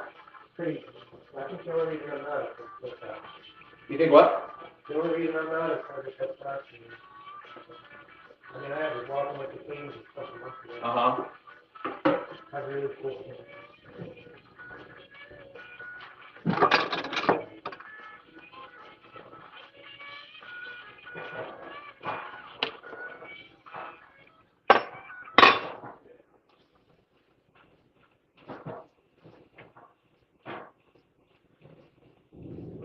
There was, so most healthcare now they just follow a script, you know what I mean? Like they're reading off the screen and then talking to you. But I got an electric an EMG done where they stick needles in like your elbow and they have electrodes on your finger and they see if the current goes through. And I went to enough doctors that so they were doing this thing over and over and over where at the end of all of my things they'd go, I don't know what's going on with you, but I think we're going to learn a lot about COVID in the coming years. And I go, yeah? And they go, yeah, okay, go talk to the nurse, you're discharged. And they wouldn't ever do anything. They'd always get to that point and let me go. So I got to that point with the woman that's doing these electric tests, and I'm like pressing her, and we're getting along. And she goes, okay, Kevin, let me say it like this. And none of them can say it directly, but she goes, if one person walks in, like yourself, and tells me he has muscle wasting from COVID, maybe you need a psychiatrist. Maybe you need to go talk to somebody. If 1,000 people walk in and tell me they have muscle wasting from COVID, maybe there's something to that. And I went, exactly. And she goes, I think we're going to be learning about COVID for a long time. And then she let me go, and I was like, oh my God, you did the script. And she just smiled, and I was like, well, at least you told me that. And she was like, it was nice to meet you. But that's where we're at. And so they're trying to hide what COVID's like. You know what I mean? COVID went too far. It's really messing everything. I can see it. Like even when I went to the grocery store, I can see people walking. Like, it'll be where I'm at. It'll be where I was at a couple months ago, 2 years from now. And that was the most horrifying thing in the world. I couldn't breathe. I couldn't swallow. Everybody needs hormone therapy.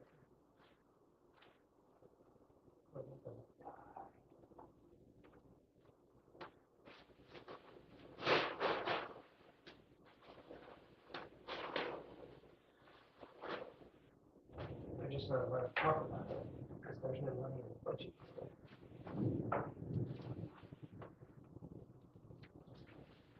Which I know because I also worked in Medicare for a long time.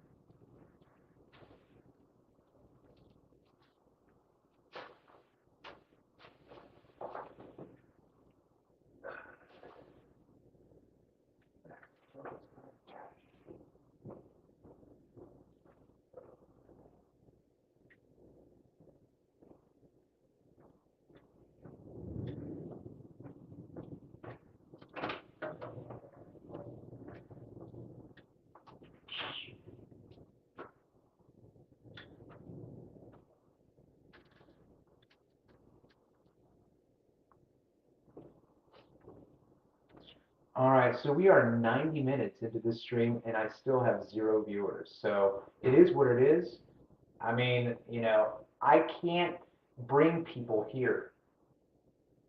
So if you get to this point, because we're having a very interesting conversation, if you're listening to this at a later point, thanks so much for being a part of this show right now. If you have not hit that Fonzarelli, if you have not smashed that like, what the Smurf is wrong with you? That's the easiest, freest way that you can support this content. Hit that like, leave a comment, share the content, and when I go live, the key for growth depends on the audience. I cannot grow this channel unless you help. That's why I need an audience. As soon as you get in here, the first thing you should do is start sharing the show. Why? Because if you know people who think the way that you do, and you appreciate the kinds of conversations that we have here, then you need to bring those people into this conversation. Because I'm having a conversation out here, but in the chat, the reason why when people show up and they see 0 people, look, they just went down to 0. The reason why it went down to 0 is because there's no one in the chat. But the person who was just here, right? Let's just take this as a lesson. The person who was just listening to the sultry sound of my voice, and that person was here for a while because it read 1 for the past 2 minutes. Did that person share the content? The reason why that person left is because there's no one in the chat to keep him company. But that's his fault. He should be sharing the show, bringing in like-minded people. Hey, man, come hang out with me over at Travis channel. You know, it's not hard. It's just that, you know, I worship the ground that Nachiketa walks on. Nachiketa has a younger channel than I do, and when he goes live, he has 100 people watching and at least a 2-to-1 ratio on the likes. That's crazy. That's like impressive. I want to know his secret. Because all he does is what I mean, he's sitting in front of a screen just talking. He's just ripping about what he thinks. That's what I do. So the only other option for me to consider is, I'm just not that interesting.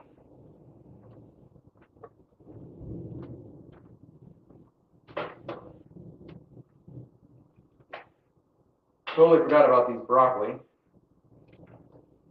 So my blanch is probably not strictly a blanch.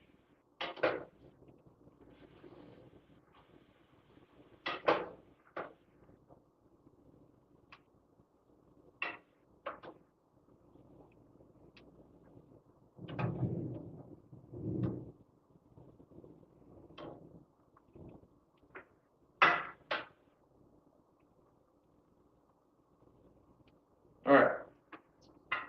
this over here. And then put this in.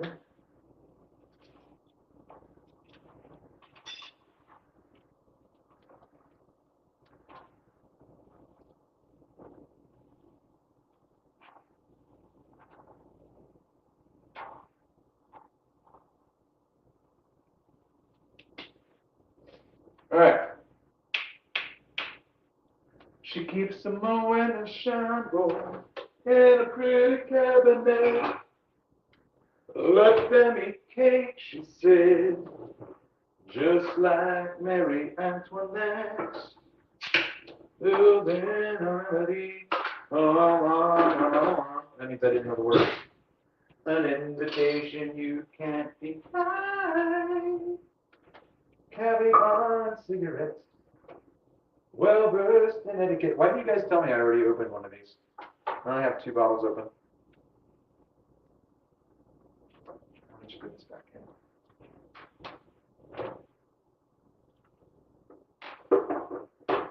She's a killer queen. Hey, hey, we got one person watching. Hi, hey, how you doing? Woohoo! Will you please say hello in the comment section? I'd like to say hi to you. Say hi to me. Please, I'm begging you. Every time I do this, I always tell myself I'm never doing this again because it's just a waste of time. I never, ever, except for the fact this, listen. Oh, there we go, it's gone. Like, what do you want? Like, what are you expecting? Like, I already know who you are. You could be some random person. You know what I mean?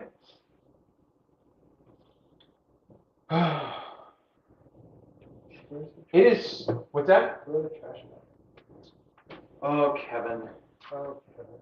So you know what can I give you my honest opinion about something? Absolutely. When you start talking about people need to share, people need to get their friends here, they need to subscribe and everything. Yep.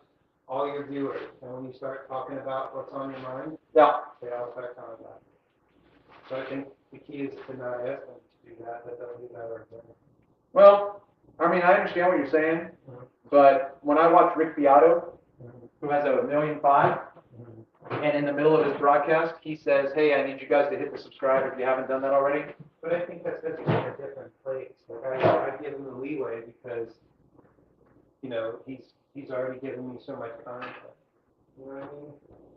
Whereas if you're just starting off and they feel like whether you've actually given them enough content or not, the perception is you haven't because you're not big enough. I mean, look, so what's your recommendation that I just, okay, so look, Just ignore it. yeah. So, What I would do, well, I'm sorry, go ahead. no, I'm just saying, like,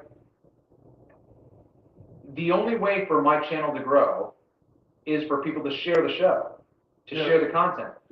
I think the way for your channel to grow is for you to go back and look at your oh my God, what's the word? Algorithms?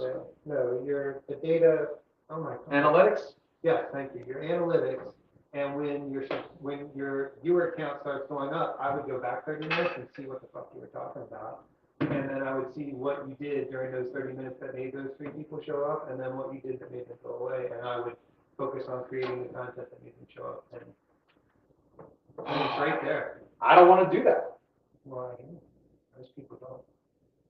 I'm just being honest. Well, that's why I know, and that's why I did the same. But hold on. But see what I'm saying though is like I love that. when I watch other content creators and I go back to their early channels, they just do their stuff and people show up. Right. That's what I've done for the past 6 years, and I still haven't been successful. So I'm trying different things. I've done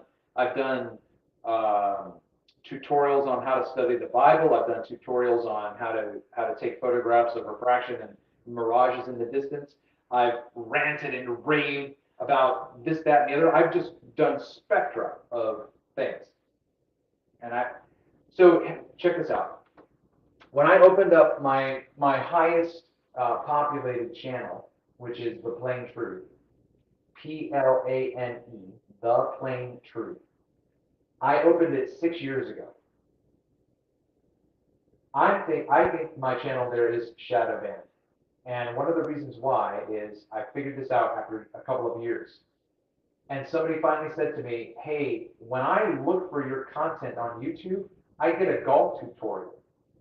Do you know what that golf tutorial is called? The Plain Truth. Oh, yeah. Do you know when it was created? Probably not long after you were. That's smart. We just, you got something good. Right. But it takes away from my constituency because when they see golf, I'm not fucking scrolling through this. I'm looking for Travis's channel. People don't even scroll. Most people don't even. I get that. Yes. Yeah, so that's called shadow banning. Okay. Well, basically, it's the content creator team that you put through. And however you want to slice it. So I appreciate. I'm trying to be open.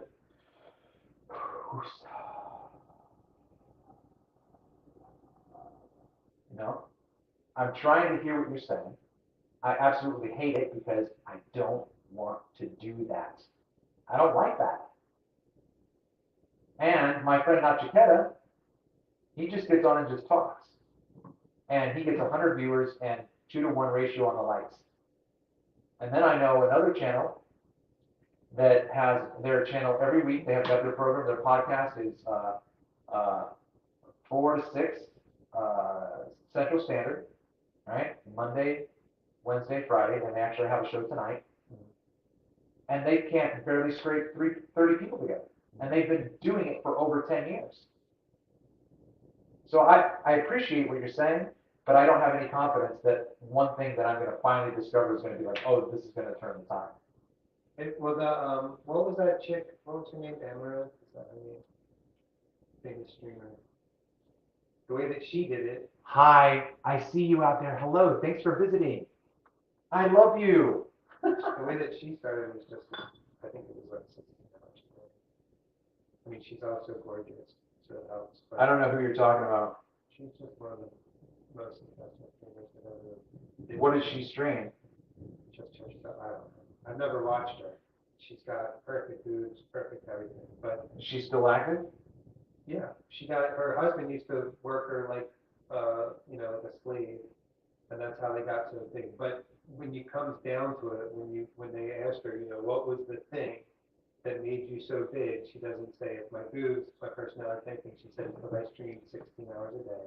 So But I know, but I'm just telling you she's a Silver Spoon Trust Fund baby. Right. They're already in the club, bro. Yeah. Which goes into another one of my conspiracy theories. George Carlin said it, 30, 40 years ago. It's a big club, and you're not in it. Neither am I. Yeah. So these people who can do these things, and she didn't have to work. Yeah, if I didn't have to work, you could bet the fuck I'd be on this all day long. Absolutely. Right. I mean, I created a channel that I think was pretty original. I created it back in 2019. I was watching all of these channels, and I enjoyed these content creators, and I watched them all the time, subscribed to them, and I liked them, and I made comments, and I participated. And then I started to think, oh man, like every time I listen to this content creator or this content creator, they say something that I have a question about that they don't say. They don't answer it. So like I'm the AI for you, like, hey, ask me this question. I'm going to ask you this question. Like, oh, nobody's ever asked me. So I'm like, why don't I create a channel where I contact the creators that I watch and interview them? Okay? Mm-hmm. I'd like your opinion. I'll send you the first episode. You just watch what I did in that episode. You look to see how many people watch that video and look at my subscription. It doesn't match. It's insane. I should have at least 6,000 to 10,000 subs. I don't get it. I don't get it. And it was good content. You understand what I'm saying? Mm-hmm. So it just depends on who viewed it, but you have to go into the demographics. I mean, if it's a whole bunch of people from Thailand. I would rather take a kick to both shins with pointy boots repeatedly than look at analytics. Forgive me? That's all I ever did. Forgive me. But see, that's why I would like you on my team. Like, you're that guy. Yeah. You know what I mean? I'm the guy who's spitting out ideas. You guys are taking fucking notes, and we're making billions of dollars together. Like, you're going to get paid for what you're worth, which might be more than me. I'll pay you more than I make. You know, I mean, it's hard to take an idea and turn it into something. It's a lot easier. It's just, you gotta pick one of your ideas and, you know what I mean, like, double down on it. Hey, Kathy, thanks for saying hello. I see that you have a wrench, so you've been here before. Hey, Kathy, I'm glad you're here. Right, that's the way to do it, right? I'm not badgering her to do this. I'm just saying, I love you, Kathy. You're an amazing human being. Well, that's a bad thing.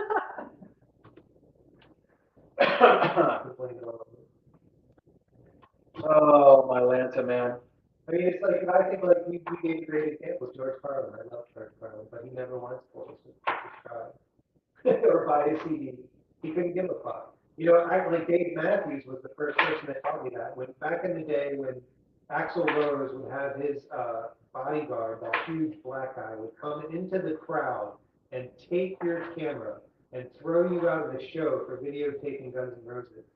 Dave Matthews was telling us, hey man, next time you're here, everybody bring their cameras. Of course you should be videotaping. Maybe you got a buddy at home that didn't see the show. Or maybe you guys want to watch it again this weekend. I don't care. And that There's a kiss for you. Dave got huge, right? And you know. Well, you know, okay, let's give Dave the benefit of the doubt, but probably he had a marketing expert who says, Dave, do this. Well, do sure, that." but at least he did it. I get it. Absolutely. Absolutely. And he was like one of the only people at the time that I'd go to the show and he was encouraging me to take my camera out. You know what I mean? Yeah. Yep. No, I mean, I totally get what you're saying. And Axel was angry at us for trying to, Well, it's the same thing with goddamn Don Henley.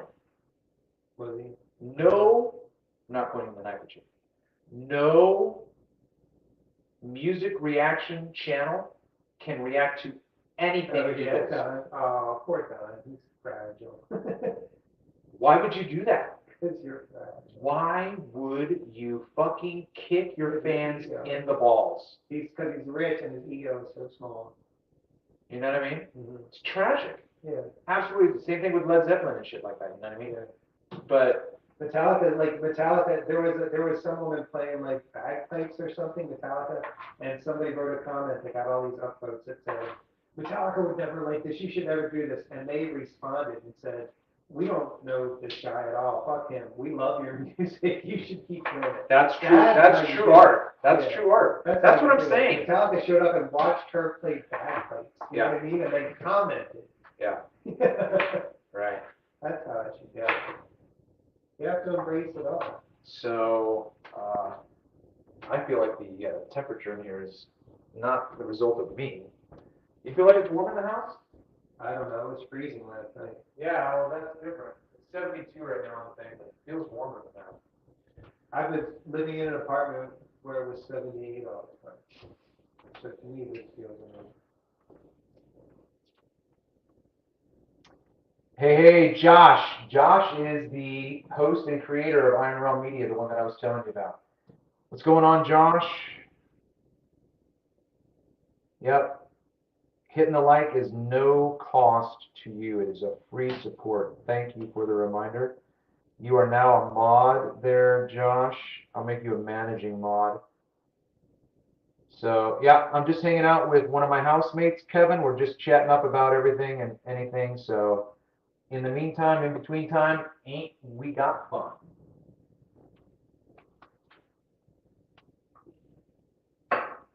Testosterone is the weirdest thing.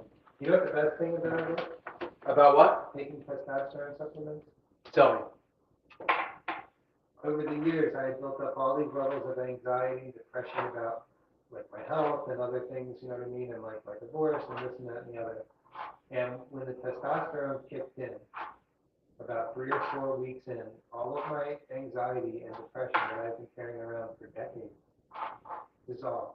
And I can look at it objectively now from the outside Okay. and go like, why am I worried about it? So is there an element to your testosterone thing? Because that sounds like you're taking Wellbutrin or Xanax It or does, something, right? but I've taken those things and this is a Okay. thousand times better. So guess what they're doing? It's not testosterone, I'm just saying, it's not just testosterone. They're perhaps looking for another marketable Wellbutrin. Well, I think it is just testosterone. It just takes us back to when we were 18 when we didn't give a shit. That's what it's like. It feels like a fountain of youth. Like that's how I feel. Like I have acne again.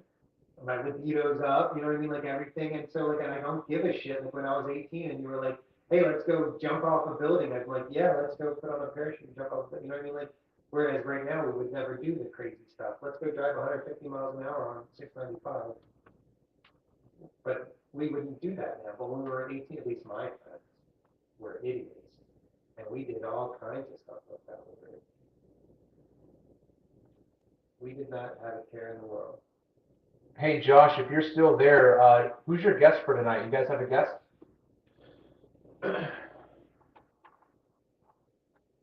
But even like Vinny said that when I saw him, you know, he owns the place. He was like, it just gives you a sense of purpose. But I think it really just takes you back to when you were 20 and you didn't care about all the shit that you built up over the past 30 years. Huh. Because now I don't care. Like my ex is whatever. I don't care. Well, I mean, that's interesting. Testosterone has allowed you to become objective about past trauma Yeah. that before created anxiety. Or was debilitating. Okay. Yeah. Okay. Yeah. And so I'm curious. Do you have a regularly scheduled checkup where they ask you about these things and they take these notes? Yeah. So I mean, you gotta pay out of pocket. It's not an insurance thing, but Oh man, you need a super recompense. They're getting information from you that they caused. well, Vinny's been it's different because he's my friend and I'm not paying much. Okay, well, yeah. All right, that's all fair. Yeah, Fair enough. And I went to high school with him, but and he's taking care of it. But it's just like I couldn't walk without a cane 8 weeks ago. I couldn't stand up out of this chair like this. I couldn't do this 2 months ago. It's a miracle. It's not a miracle. It's testosterone. It's rebuilding my muscles. So is the testosterone manufactured or is it natural? It is manufactured. Okay. And everybody gets it from like the 2 companies in Florida. Yeah. Mm-hmm. I say everybody gets it from what? 2 different, like I think you get it in Florida. Oh, okay. But everybody's getting the same kinds, you know what I mean? And it's been around since like 1938 or something for testosterone therapy, so it's not new. But I think it's new now because it's like, if you have a muscle wasting disease that's killing you, nobody's ever tried it before. And is, again, have you heard of this muscle, what's it called? Myostatin. Have they ever compared it to ALS? It's really good. Yeah. I mean, I know they were hoping I had MS instead of myostatin. That's how, you know what I mean? That's how bad it is. Mm-hmm. Yeah. Wow. So it attacks all of your smooth muscles basically, like the ones in your throat and the ones in your lungs and around your heart. And then you can't swallow without those. So you'll go to sleep. Like if I'd swallow a pill and I could feel the pill go to here and then it just goes right back up and it's in my mouth. And I'm like, okay. Is it like regurgitation, like reflux? But it's just because if the muscles aren't working, like there's nothing to keep it down. And we actually have all our muscles are pushing. And so, and through the whole system. And so what happens is you end up like, something will come up out of your stomach and go through and then it'll go into your lungs while you're sleeping and that's how you die. And people usually die within a few years once you're diagnosed with it. So, but this is the key. And this is very entrepreneur, right? Hey, hold on, I'm sorry. Hey, what's going on, Sean G?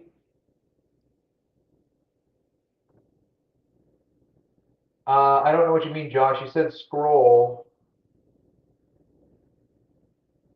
Okay, Kathy, just for clarification, no, Kevin does not have ALS. I was saying that it reminded me of what ALS is. It's just a deterioration of the muscles, and it seems to be linked to what Kevin is calling long COVID. Yeah. Okay? So we're just having a conversation about that, but I appreciate the question. Again, we've got a population here. It looks like, hey, back off, pal. Yeah, so it looks like we have a population in here, so you guys know what to do. So here's the kicker, right? So if you go to the doctor, which I did for 20 years, but with different problems, and I think they were all the same thing, I needed testosterone. If you go to the doctor today and they take a blood test, you have to be under 300 testosterone. If you're at 301, you don't qualify, right? They have this static line, which is really, really low, that says you have to be over this or we won't treat you with testosterone. Whereas somebody like me, let's say, that plays a game 16 hours a day and is a world champion, maybe my baseline testosterone is slightly higher than other people's because I have this drive to compete all the time. And to, you know what I mean? Be a predator. So maybe my baseline testosterone. Just make a clarification. He used the term predator, but what did you mean by that? Like a killer, a hunter killer. Yeah, but give us the context. What do you mean? Well, you're not a predator in real life. No, in gaming. In gaming, that's what I'm saying. We're talking about gaming here. So Well, just be clear. Psychology. I can. Well, I mean, like, who knows? People are listening. I just want to clarify. If you realize it's a lot, it's very similar. But so anyway, if you had to have over 300, and so all of these people for all these years, even with MS and ALS and everything, if their testosterone was over 300, they wouldn't get treated with testosterone. And we're talking about a muscle wasting disease like MS. Of course, we should give them something that builds muscle. Yeah. And so now lately, in just the past few years, there's been all these studies done. That was part of the business plan that I just wrote. There's a kiss for you. There's been all these studies done, like since 2022, there was a bunch done that says if you give somebody with MS testosterone, they rebuild muscle and their quality of life goes up. If you give somebody ALS testosterone, they rebuild muscle and their quality of life goes up. It doesn't work for everything, but who cares? It works for some, and it's working for me. Well, I'm glad, man. But so you can't get it at the doctor. It's only because I went to my friend Vinny, and they can, because I'm paying cash, she can go, well, yeah, your testosterone said 480. So this was under the table with him? No. But basically, he's saying my testosterone level is like 480 right now. If I go to the doctor, they'll say, well, it has to be 300 before we'll help you. But then he goes, no, of course I'll help you if it's a 480. Let's try a small dose. And so so now let's turn this situation into something that you could market, right? Whereas, why not? This is my belief of a free market. Okay, you don't need the government's permission to do anything. Yeah. So, how can you then bring the success that you've experienced, right? We're talking about the success that you've experienced through a generous friend that you have, right? Because if you didn't know this person, you wouldn't have this benefit. Yeah, Okay? So, why not take what you've experienced and make it public for people? well, that's exactly why I wrote the business plan for my doctor friend, because I'm hoping that that's what we'll do. Okay. You have to have a doctor to do it.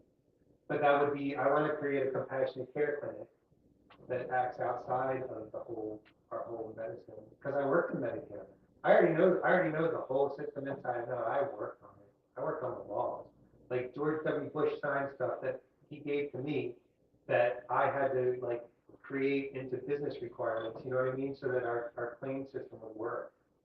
I've already done it all. I know how broken this is. Yeah. But now living through it, it was horrifying. You know what I mean? I can see where they just discard you. And they wanted to rip out my immune system. They wanted to fill me full of toxic everything, and I would have been dead so fast. I'd probably already be dead. But because I chose to not do what they said, they were like, okay, well then you probably have like a month or two. And I was like, okay, and I started working on a bucket list. Part of my bucket list was to go see him. And so I did. Well, good for you, man. Yeah, good for you. There's a huge opportunity there. And so when you said testosterone clinics are just helping out. when you said that you wrote a paper, is he the doctor that you're talking about? I wrote a business plan. Okay, but he's the doctor you're talking about? No, it's different. Somebody else. He's my primary care. Okay, and do you feel like he would be someone that is going to be interested in your business plan? Yeah, he was just as amazed as me. Like he's been working on MS patients and everything, for 22 years. He's got 5-star ratings. He's got a full clientele. He's not accepting new clients. And Everybody loves it. So the thing about that is, and forgive me for just speaking out of turn, the thing about that is that it's possible that he's going to be an NPC doctor. So what I mean by that is even though you're showing him something miraculous per se, something that is beneficial and successful, he is still going to be of the mind that he's going to have to capitulate to the system, and it's going to just get washed away again. Well, he didn't, that's not how he reacted. Okay. So when he saw me this last time, and he looked at me, he's like, he took my blood pressure had almost been high enough, I was supposed to have a stroke. It's suddenly normal. He's going through all my stuff, and he's like, this is normal, this is normal. He's like, you're acting completely different. And I was like, watch, and I stood up. He goes, you just stood up. And I was like, I know. And like, we're doing all that. I ended up hugging him. He's like, and by the end of it, he goes, Kevin, this could be a whole new form of treatment. And I was like, I think it is. We don't need to dose people with lots of testosterone. We need microdosing testosterone. Because that's what I'm doing. I'm like actually the first person. I mean, look, man, just get ready for the seven-headed beast that is the CDC and the HWO. Yeah. They do not want people to recover. They want continuously sick people coming back and back and back. Yeah, I worked on the brain system. I know. I helped create the brain system that you're talking about. Well, do you disagree with what I said? No. Okay. I just would be clear. You don't have to agree with me. No, I just want to make sure. They had me there because why? You can ask yourself, why would they have me there? Because they wanted to gamify it and make it easier. I mean, I made it easier, right? That was my whole job. That's what I do. I take ideas and make them easier. Jalapeno for your salad, everybody. I streamlined all their shitty processes. What's going on? I am the. All right, well, here's some peeps that showing up, that's good. But so we started on, what was the very first thing we started on? We gotta go back to the first business idea. We gotta click on one business idea. Yeah, well.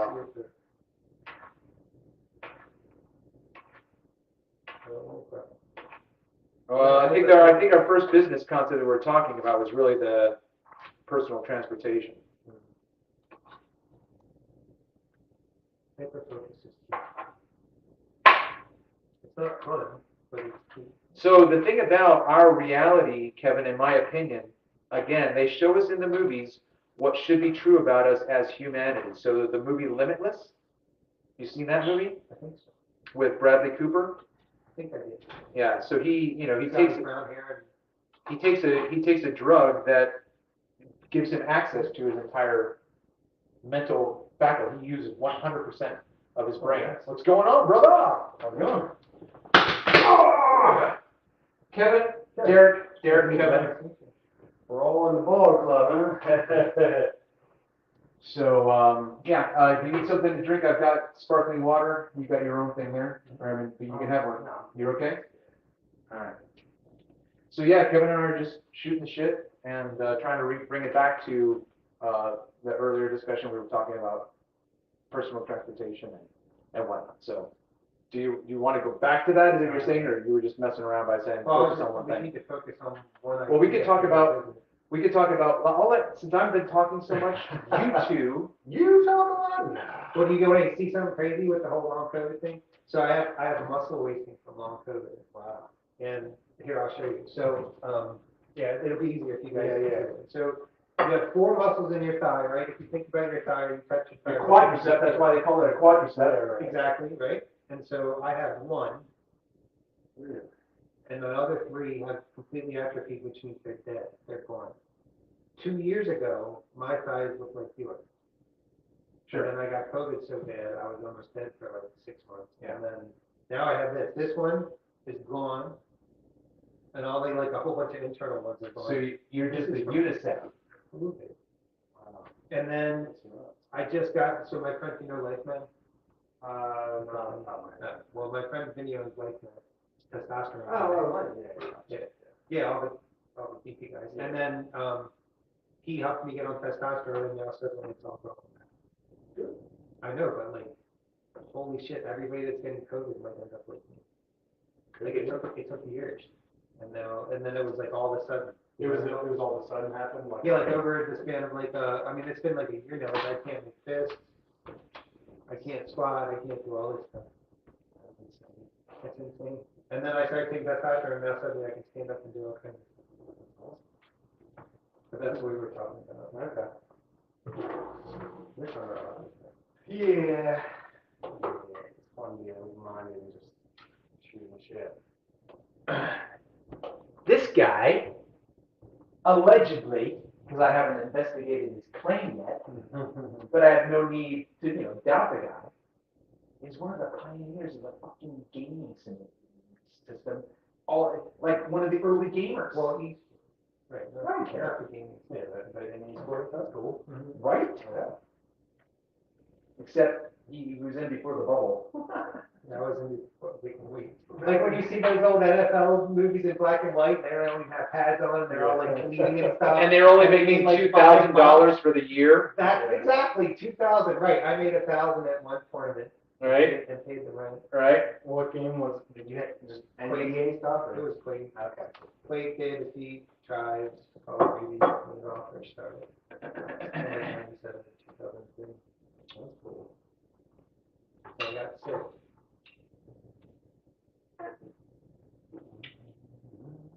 What were you talking about? Limitless? That's all we want? Yeah. So, That's great. we were talking about, or I was bemoaning the fact that I'm scatterbrained ADHD. He's like, focus on one thing at a time, man. He's like, you came up with like 5 things to talk about. Just talk about one thing. Well, business-wise. I know, but I'm just, So I said, I think that in reality, we should be able to compartmentalize that way, but then at the same time, be able to be in full control of our faculties, like Limitless. So it's not just a sci-fi movie. They're showing you what you should be able to do on your own if you knew how to tap into your fucking awareness. Yeah, probably that mixed with if we weren't filled with so much, shit. Not only that, but they program us from day one in school. Everyone look. 10% of your brain. Everyone look up here on the. See the brain on here. The brain's an amazing computer. You can think about the brain as a computer. Oh, you mean teacher? You mean they got the idea of a computer from the brain? Yeah. That's what I'm talking about. But don't pay attention to that narrative.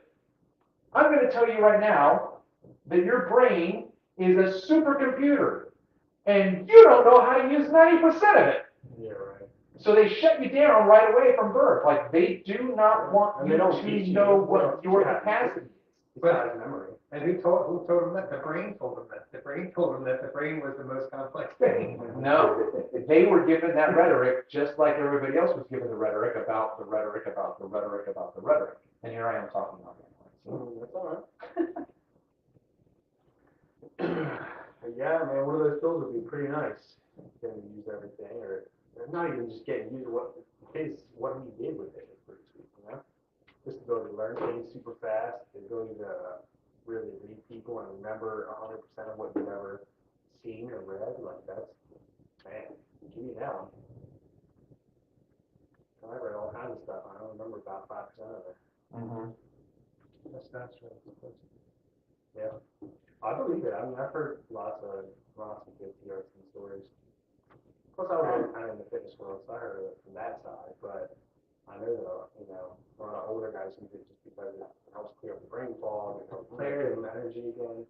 And like it's not that you didn't have a sense of purpose, it's that it's so clear now. You know what I mean? Like, yeah, like I got my 5th shot and on a Thursday, and then that Saturday I woke up and was like, oh, my doctor talked about a TRT, like a compassionate TRT clinic. So then I spent Saturday writing a 45-page business plan for the next generation of T. You know what I mean? Like, Yeah, I got done, I was like, oh my God, You're like, how did I just do this?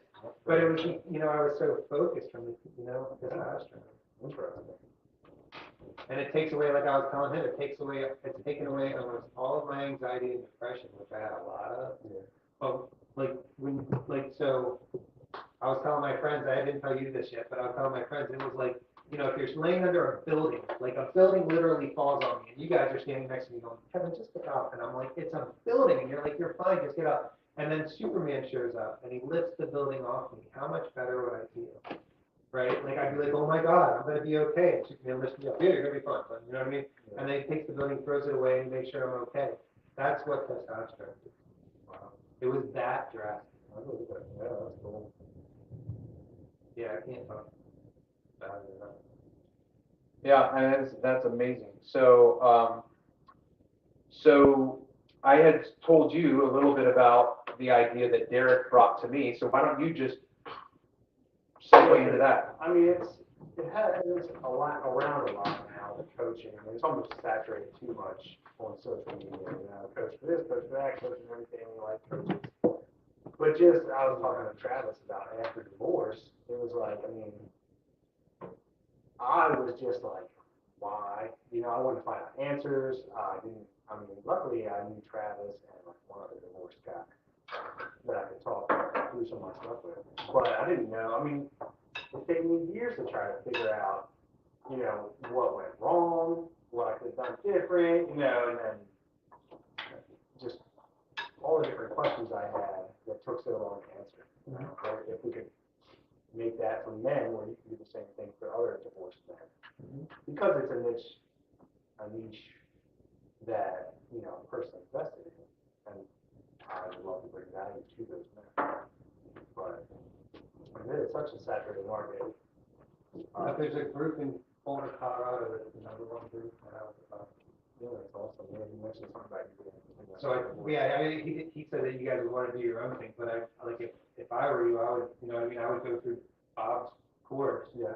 and just see what it's like, what he's offering, because like when we got done our group, it was like he was like, so how do you feel? And I'm like we just went through like 2 or 3 years, like 2 or 3 years off my grieving, you know what I mean? Yeah. And then he took us and he kind of like they put us in a Facebook group with everybody else that's been through the course, and then suddenly you're in a group with 1,000 people. They're like, let's go to Mexico, let's go dancing. Are you going to the party? Are you going to come see us tonight? You know what I mean?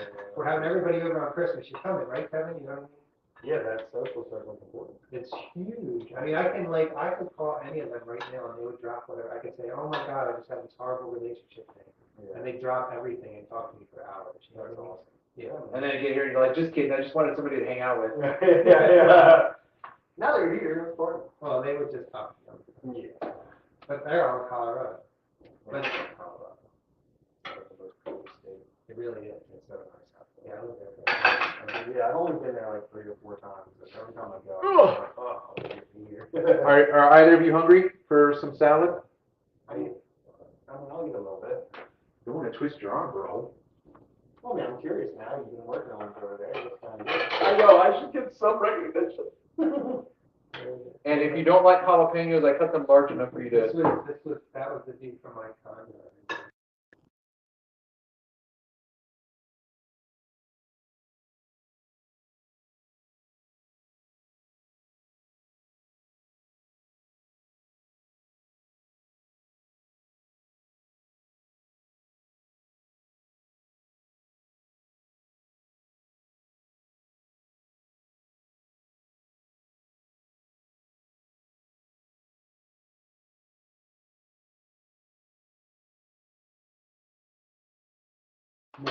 It's based on this book that's Rebuilding When Your Relationship Ends. by Bruce And you Lee. said you were okay.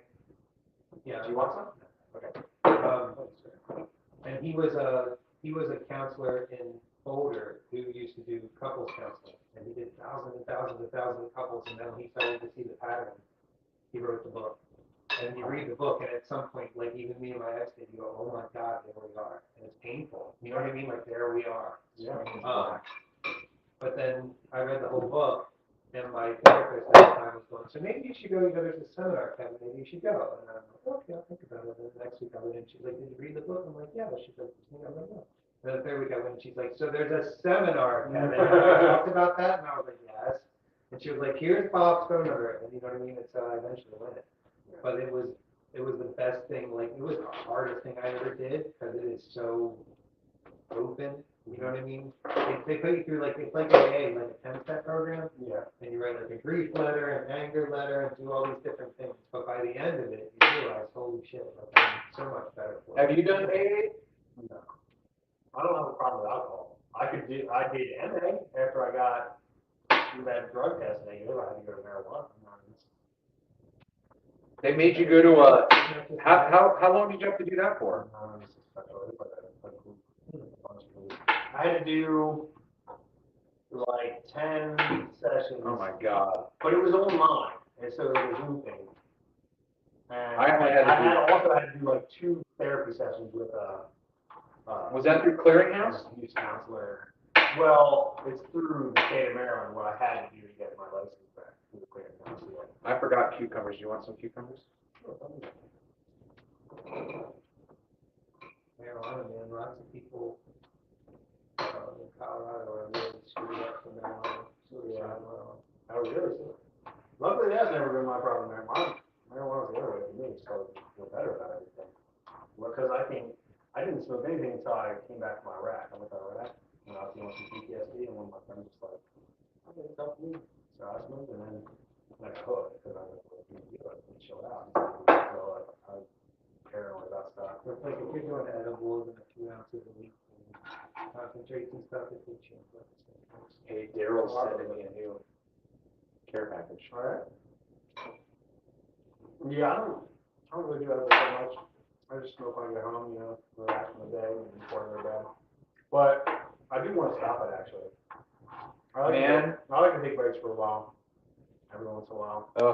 I feel amazing right now, and I want to get high, but I don't ever want to go back because I feel like I get lazy and I lose focus and I lose motivation. Because right now I'm like, I feel like you do. Ever since I started doing yoga and sauna, I'm just like, Well, that's cool. Yeah, I can do it. Cut it out. That's hard though, because I live with my ex-wife still, because finances and everything else. But she still wants to smoke all the time. So it's hard for me when she smokes to not, the smell is overwhelming me, and everything's right there. She's like, you want it? So I'm trying to get her to. here we go, guys. The house. Yeah. Just right over there in those woods, we took a bow and arrow and we planted 13 acres, $2.2 million. However, the Federal Department of Agriculture has a program in Maryland where if that location falls under that, they will pay for it without any down payment. And it's the same as any loan. But you don't have to have a down payment. Like agriculture loan or whatever. Because they want people to move into agricultural environments. Yeah, they want you to farm, not turn it into a bunch of houses. I mean, that's, I got, it's a 13-acre farm. That could be the community, the commune that we're talking about. You throw up 10 tiny homes, you got a commune back there. Yeah, man, I'm about that way. So we gotta find work some, only 15 minutes away from me. So 2 million. 2.2, yeah. So we just I actually have the flyer. So you obviously have a pretty good business background. If you're like 40-page business. Yeah, well, I was a all business that. analyst Okay. in IT. I worked EPS. No, I don't like the UPS, but not UPS. For like a decade. Yeah, I'm talking divorce. 360,000 people in the union, 3,000 people in IT. We were all considered management. They gave us 18 acres, excuse me. They also gave us, they also would give us these, did you get those rah-rah speeches that means like you have to bleed brown or you're not? Yeah, cool. Yeah, I'm not really into that, so. No, it was just a good job, good paying job for me, and supported my family at the time. But yeah, when my ex-wife wanted to get divorced, I was like, well, if we're gonna get divorced, we have to get a job. And I'm just gonna downsize my job. So I knew if I went to, the courts having her being a stay-at-home mom and me having a nice, $90,000 a year job, that I was gonna get my kids probably taken away and then pay child support and all this stuff. But because I had her go get a job and then I downsized to a part-time, when we went to court for it, no child support or anything, just 50/50. I got sick with my vet, probably because of my dad, but it's a different story. story, but I got sick with my gut not long after I met my ex, and then we were together for, I had to quit with her in 2008. So when she divorced me in 2019, she phased me out on everything, so she was next. Wow. And now, but you said that when you were in Denver, you had a girlfriend, so did she become your wife and now is your ex? That was just a girlfriend. Okay. She was like one of the top oil painters in the country. I'm sorry? She was one of the top oil painters in the country, Oh, nice. but she got COVID and now she can't paint or Wow, that's too bad. do a lot of stuff. Farm operation, general horses and pastures. That's a horse therapy? I'll ride people around on horses for a while. I love horses. No, I don't know. I was just talking to Travis, I thought it would be a good idea, you know? Well, I know Bob's been trying to get it into other states. Okay. I mean, hey, if he has some kind of, way that he wants to do like an affiliate thing or whatever. We can, it's rebuilding, I think it's word. It's rebuilding something, so it's the only one that's like. 5 stars, 262 reviews. Nice. Divorce service, Colorado. Rebuilding seminars. You want some quinoa? How's the salad okay? You don't have to blow up my straight. You just, Oh, good. okay. It's a little spicy, but I like it. All right. That's the way I cook it, Yeah. or present it, or whatever. They're very, like, Colorado, Fat there. French pod, and that's shelling. Okay. She was a volunteer for me. We went on one date, but I wasn't ready. Yeah, and that's the other thing. I want to help people with that whole, because I went through it. Still a lot of people did where you want to read out at first, single families, talk to a bunch of girls and stuff, and maybe sleep with a couple of them or whatever. And I mean, that's fun. I mean, it's kind of like after you're married for I was married for the first 8 years. Kind of fun shit. But I don't know. There's a lot of guys that can't do that, or they just get so sucked down in depression that they don't even want to leave the house, or they can even turn towards like really getting angry towards women. Like I was that way a little bit, especially once I started learning about female behavior more, because I was like, I did everything they told me to do.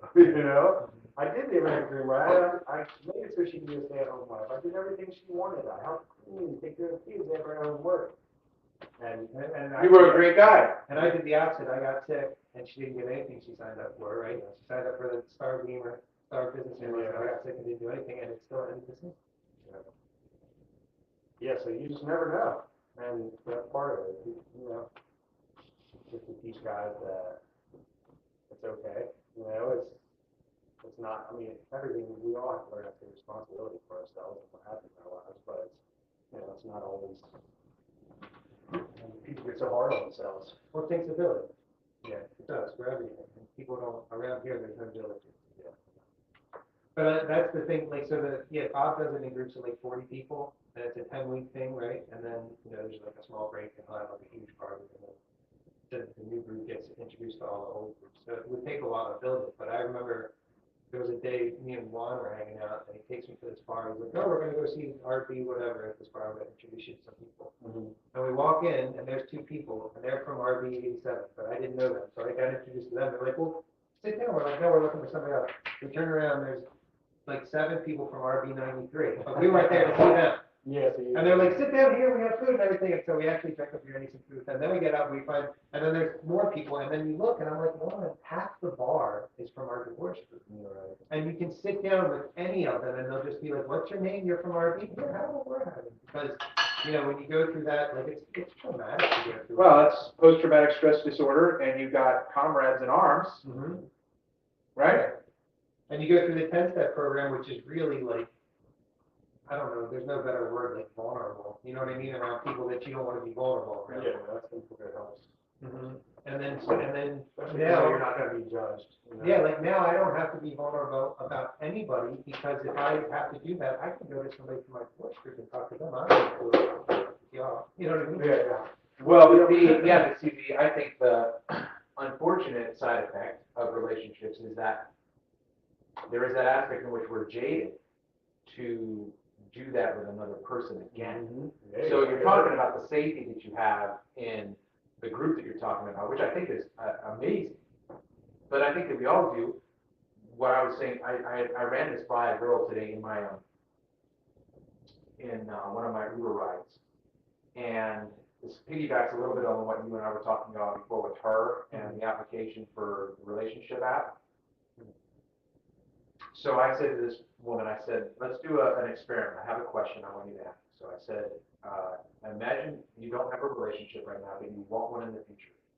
Give me 4 characteristics of that person. So she said, sense of humor, intelligent, compassionate, and driven, whatever. I said, okay, don't think, just answer the question. Did you just describe yourself? She's like, yeah. We're just looking for the opposite of us. Either in whatever, whatever gender you want to talk about. Like, I don't care who you are or where you're from or who you're into. If you want another man, if you want another woman, you want you in another person. You want somebody who sees the world as you. I was just learning about it today about the mental maps that we have and how if you mirror other people's mental maps, they'll like you better. Just the way that they talk about things, the way they see things. But yeah, it's interesting how that happens. You find the right person that fits you. But yeah, man, it seems risky. After you've been divorced, after you did everything right, it's just like, I don't know, the East work I don't know. Yeah, the whole point of the divorce group is by the end of it, you're happy being single, which is where you were before you met your ex. And once you become happy being single again, then like once it suddenly doesn't matter, then suddenly there's one and everything. You know what I mean? That is the way it usually happens. Mhm. And now like I'm so, you know what I mean? I know you don't have type, you have bad patterns, right? That you need to break. And so like I know all my patterns and I can see them walk right up to me and start talking to me and I'm like, yeah, you're really hot. I'm not going to even bring it up. Right, so then that's where I wanted to go when I was walking away, and you said what you said. When we have that hesitancy to go into that next step and saying, I tried this before, here's my standard for you to apply for yourself. Because I don't know if it's true yet, I just think it's theoretically true. Yeah. You see someone that you're attracted to, and so write down what characteristics you want in a person. I'm going to predict that you're going to describe yourself. Don't think of it that way. Don't think, I'm going to describe myself. Think of, who do I want this person to be? You're naturally going to see yourself in your description. That's fine. That's a side issue. Here's the challenge for you and for me. When we see that person, then we go, there's kind of like a chemistry here. If that person doesn't have all 4, that's not the right person. They have to have everything you are. Otherwise, it's going to be conflict. If they're not compassionate, if they're not patient, if they're not kind, that is going to destroy your peace, serenity, everything. That's my prediction. That's my analysis. Well, that's the way I'm thinking about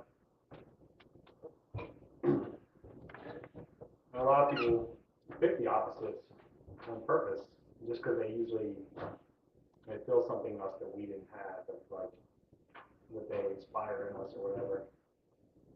But yeah, a lot of times those end up being like fireworks and everything because it's so interesting, but a lot of times down the road, if your values aren't aligned, Yeah, because the fireworks wear off. Exactly. So what was like the gender percentages in the divorce thing? Really, in the divorce recovery thing was most of them. Most men don't want to go and be that vulnerable.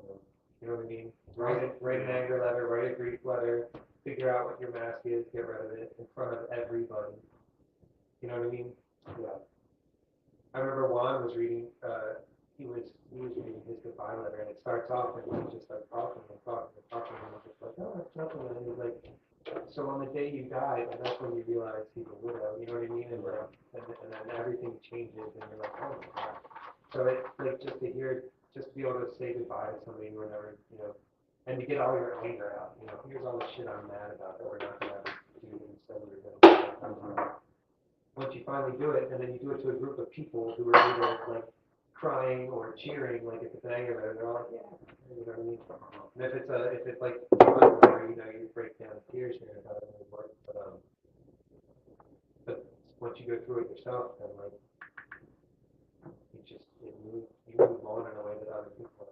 You know. I guess maybe that's why I was thinking more, you know, in personal coaching.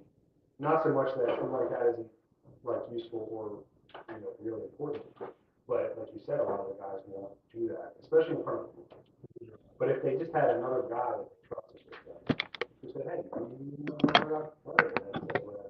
You know, because it sounds like you've got a lot of the useful steps and tools to help people get through things.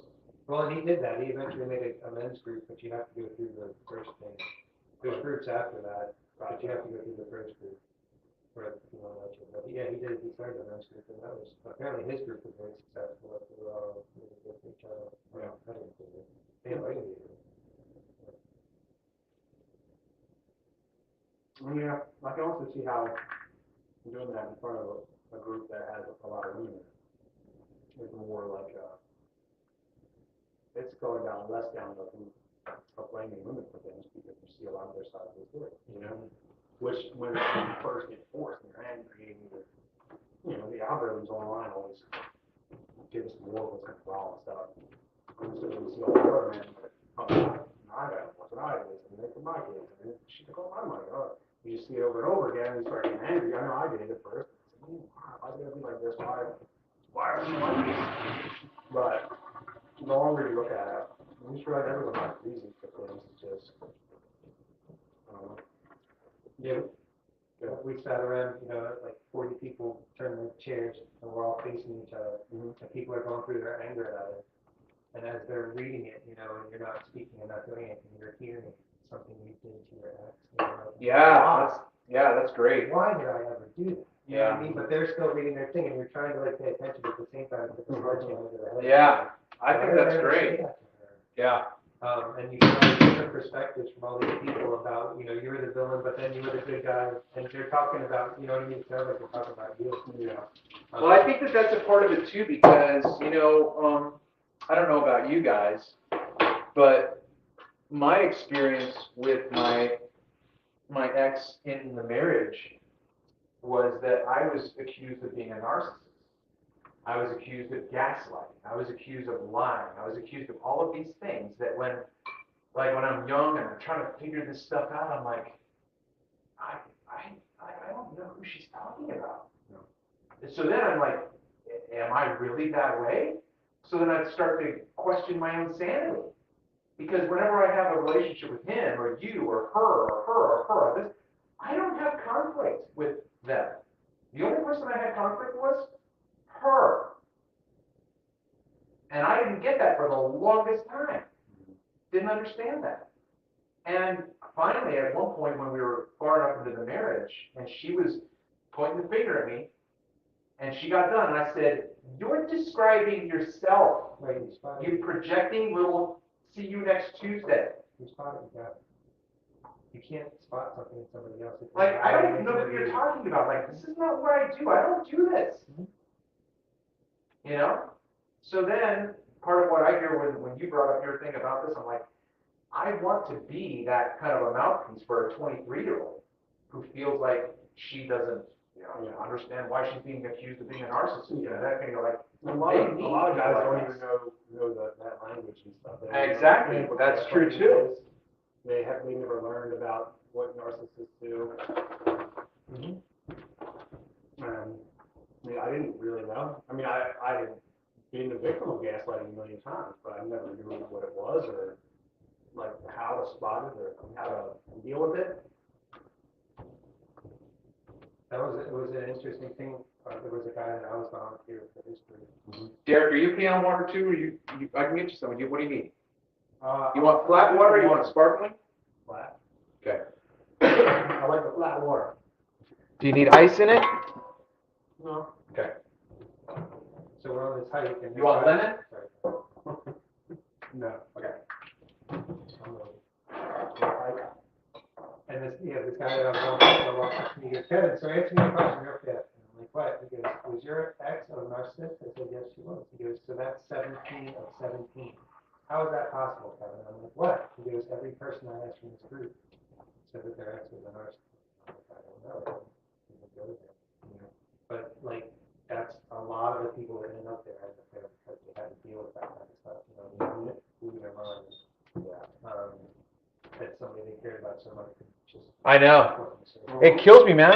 It absolutely kills me. I still fantasize safely about getting back together with my ex because I love her. It shows in the way you talk. You know what I mean? That's what the group Fucking did. crazy. The group got This that out. woman wants to destroy everything about me, and I still want to go back to her. You gotta go to rebuilding something, then you won't wanna do it. No, I'm lucky. Yeah, I don't know. I must have done some more work on mine because I'm like totally happy being single. I don't have any desire to go back to her. I don't know. I'm not gonna take that pain twice. Yeah, that's rare. Yeah, yeah, it is. But I mean, I don't know. I think I was just. Let me clarify, just to, I heard your comment. I'm never going back because I know that it's just suicide. The only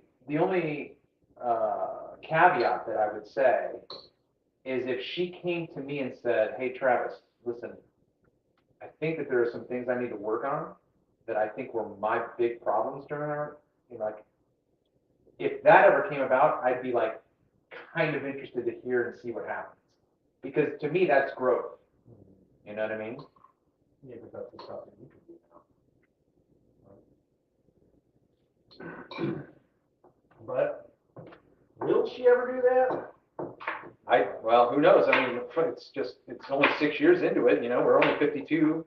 She's only 51. Like, if she comes to me and she's like, I didn't want to say anything, and I'm 62 right now, and I've had a massive spiritual awakening, and blah, I'd be like, I'll give it a try. But at a big distance, no sex for the longest time. You know what I mean? Like, I don't know. I think the other way. I'm like, okay, well, let's have sex. See how I feel about it. Then I'll make a decision for a while. Yeah.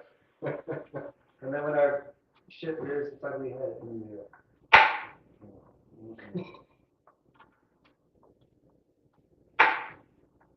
Yeah, I think that was the best part of all of it. Like, it was really hard and it was really time consuming and everything for that group. But the fact that I don't want her to act like the way that I did. And that I don't think of it. Yeah. Yeah, a lot of guys struggle with that. I couldn't have done it without that group. Now, you said it was, did you say how long it was? 10 weeks. Meet like once a week or whatever?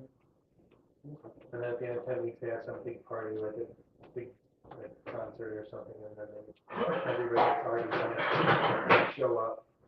So all these Really? people They have show like up weekdays, that kind of stuff? at the end of each quarter. Oh, yeah.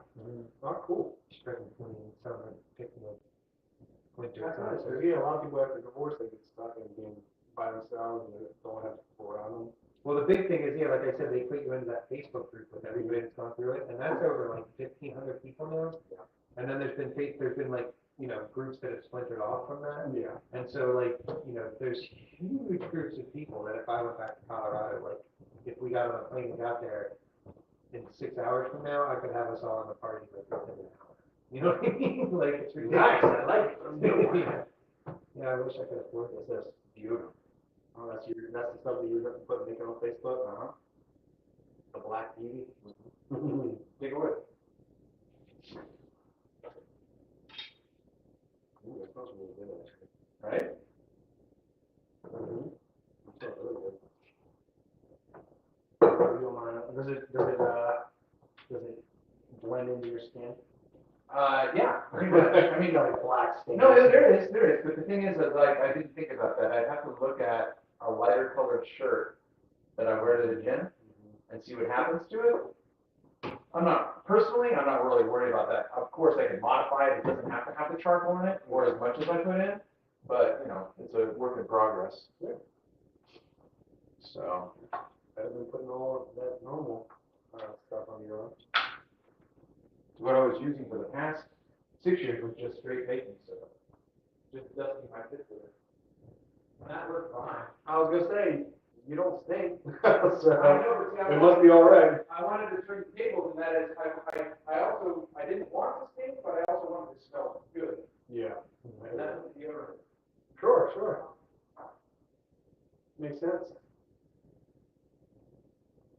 And I was watching this, Entertainment Tonight, clip or something like that had Jennifer Lawrence on it. And she said, I was at this one party one time and Brad Pitt was there and he came over and talked to me and he smelled like sandalwood. So that's why I made it with sandalwood. Yeah, I just found out that the scent I've been using for my cologne for like almost 15 years now, they discontinued last year. It's very sad.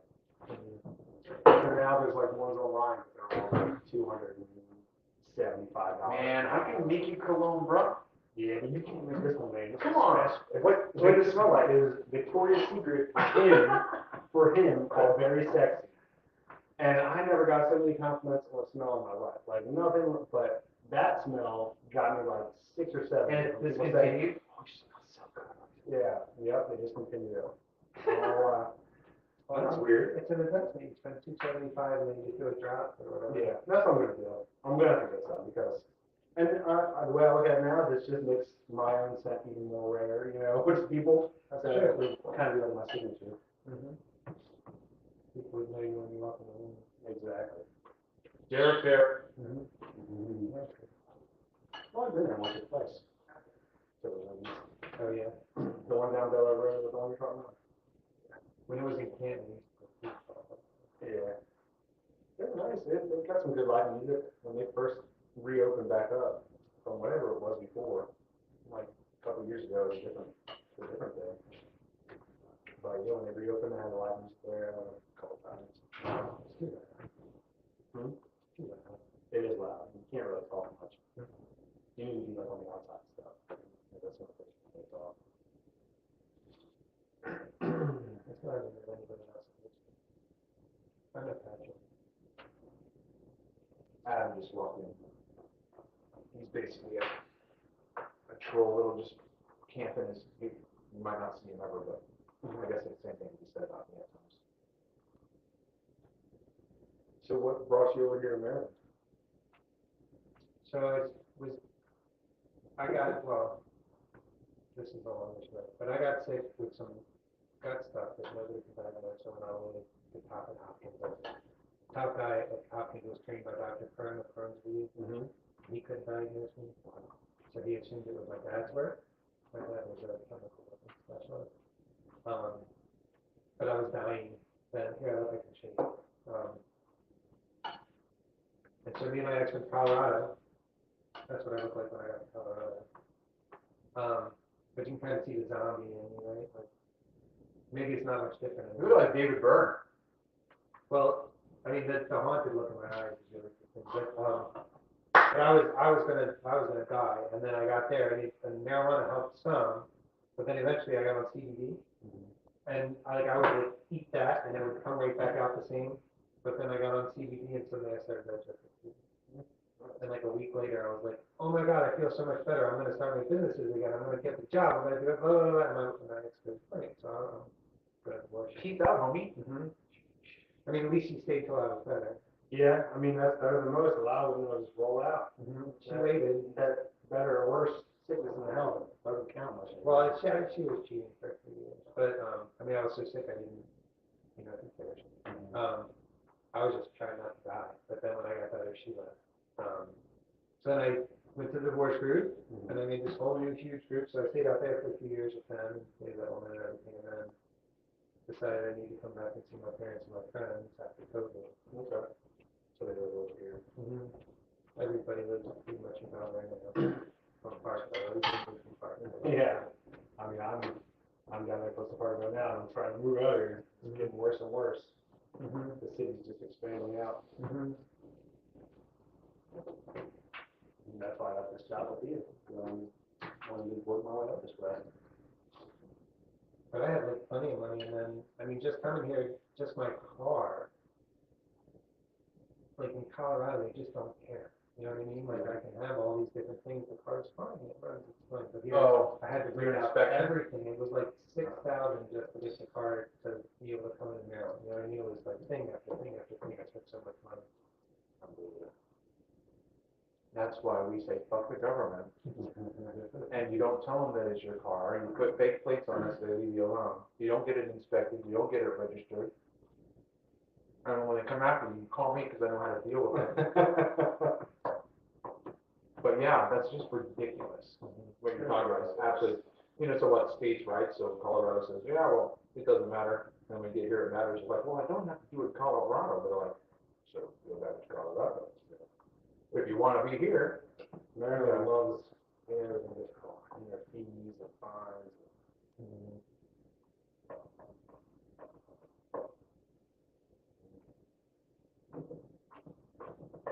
so how are we going to do it? What do we need to do? I know that he suggested, in terms of references, you know, we get this book, maybe take a class online, which isn't bad. I mean, there's absolutely no reason there's no reason not to do that. Yeah, And then that's expensive. especially if There's one reason to do it, not to do it. Yeah, it's expensive. Well, I think it's, That's. But Are there any bootleg versions on Napster? that's all, I mean, you have volunteers that are there. how easy would it be though to make it a Maryland thing, you know? Because I'm sure. When you're having a charter out here? Yeah.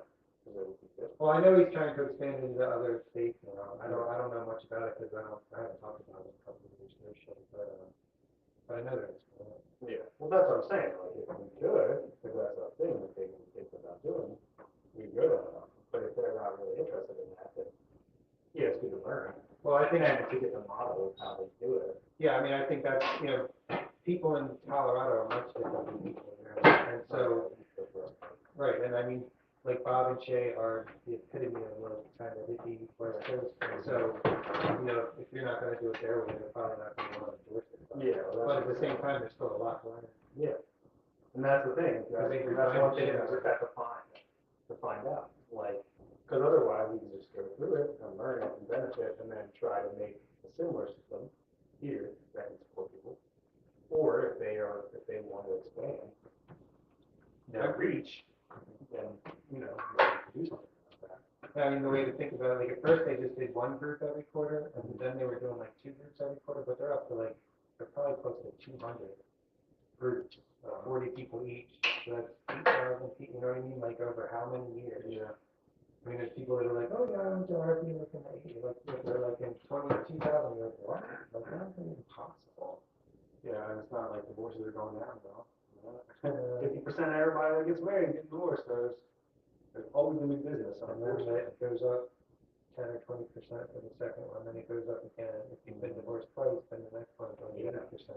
And if you're both college educated and stuff, there's different higher, it's crazy.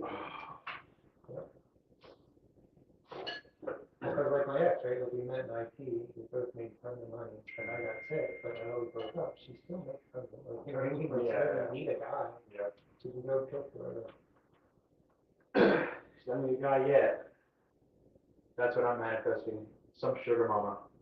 Yeah.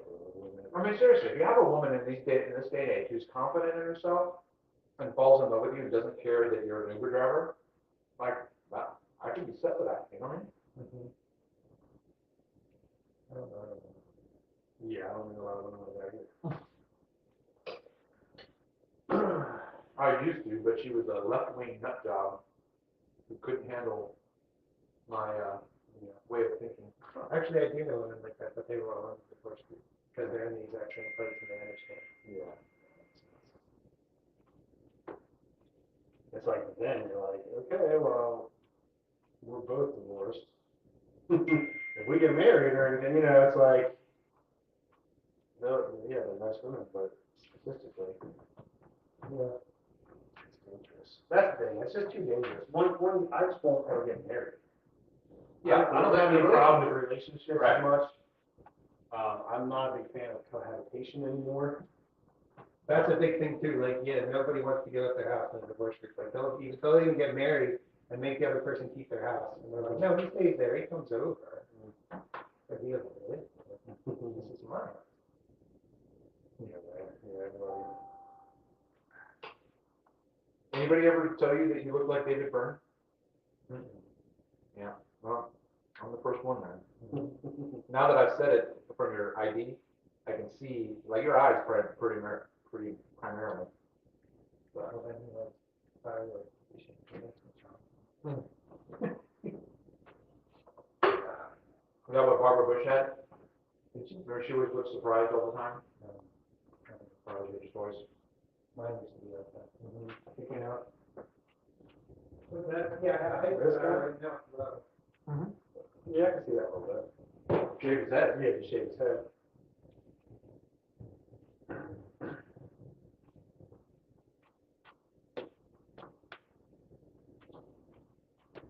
Yeah, well, like I said, I'm doing as much learning as I can. Yeah, with your, can you hypnotize me yet? Not yet. Working on it. And it's actually, it seems a lot easier actually than you would assume. The thing is, like, it takes a little bit of practice, and who you gonna test it on? Like, hey, I'm a hypnotism. Let me Test it on me, bro. bro. I would test it on you if I thought I knew enough yet, but I'm still learning. It's like you pick up a couple nuggets, and you're like, okay, I'm getting there. You can MLK me, so that when I hear a random word, I just go, fuck it! Yeah, right. Do you have like Tourette's all of a sudden? Yeah. Or Tourette's? Yeah, there's some interesting stuff. There's a lot in there. The one I just got another book by that same guy, Chase Hughes. And, You just got what? a second book by him. Oh. Still not the really big book that he just came out. But now I have his two past manuals. They're really eye-opening. And I'm taking from it now even more, because he's talking a lot about how you present yourself in order to influence people. You know, not just reading people, but how you come across other people and how to fix it so it's automatically, leads them towards trusting you and things like that. Yeah, he talks a lot about authority and confidence, discipline. He talks a lot about, like, if you get your shit together, a lot of this stuff is going to naturally be easy. And one thing I actually was impressed that he mentioned, he was like his, I don't know, it's his video, like, what can you do in 2023, right? So he said, there were a few things, like, first, he said, get ahead of yourself, which is like his definition of discipline, putting your future self's needs ahead of your own. So that's one of them. The second one was, he said, control your electricity, which is basically your brain. Like, watch what are your thoughts. Don't just be random about them. Care, And finally, instead, we talk about you need to put the right ingredients in your body. He's like, this is the one thing none of these self-help people really teach. He's like, but you are made of things you ate. Your body's made of the things you ate. Your mind runs on the things you ate. He said, this is the one thing people don't focus on because they can't monetize it in like the self-help world. Right. He's like, but I'm telling you, if you get your shit together and put good ingredients in your body, your mind will start working better and everything else will start moving smoother. Right. Yeah. Well, that's what I'm trying to do. Yeah. And he's like, it's not good. He's like, I'll break it down easy for you. He's like, don't go to processed foods. If you're looking on the back of the thing, you can't have ingredients, don't eat it, ever. He was like, there's a couple other main things. He even said, stay away from four-legged animals as much as possible and reduce it. He said mainly because all of our meat that comes like that, cows and sheep and everything, almost all of them are factory farm. He said that cortisol and adrenaline of their fear and horrible lives is in that meat. You eat it, you're eating that fear. Because he's a brain specialist. He's like, he went for actual, like,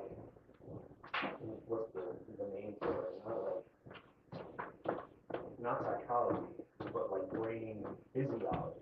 Like he has a master's in all the different, because he's real into about like the dopamine and the serotonin and all the different things he produces to make these emotions that track us. So, in the past couple of days, like yesterday, the most recent expression, I have been just going to the gym, hitting it hard.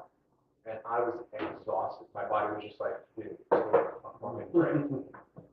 So I almost did. I almost listened to that dark passenger. Says, right? I'm like, but I'm like, no, I'm gonna go. And as soon as I was finished with the practice of yoga and the sauna, I came outside. I'm like, fucking A, man!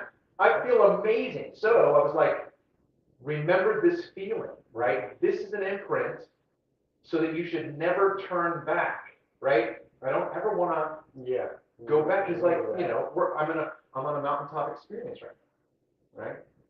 So like in a month or I would be like, no, I don't want to do it. And then I fall back into it. One of the things they talk about is when you have those things, you can try to anchor them to something physical. So like every time you feel that feeling, like do something that you can repeat, like rubbing your fingers together or squeeze your fist or something like that. Okay. Because basically your neurons are wired that if you, every time, It's Pavlovian. every time you feel that response, then you do this, and you're great, you're great. Then even if you don't, you do this, and then it automatically, the chemicals literally come back up. So simple. Yeah. So I've been trying to work on it. Every time I feel really good, squeeze my fist a little bit real quick or something. That's what I've been doing. I've been telling myself I'm awesome. I'm accomplishing so much. I'm doing great. Yeah. But I like that little trigger thing. I'll have to try to figure something out. Figure a good one for you.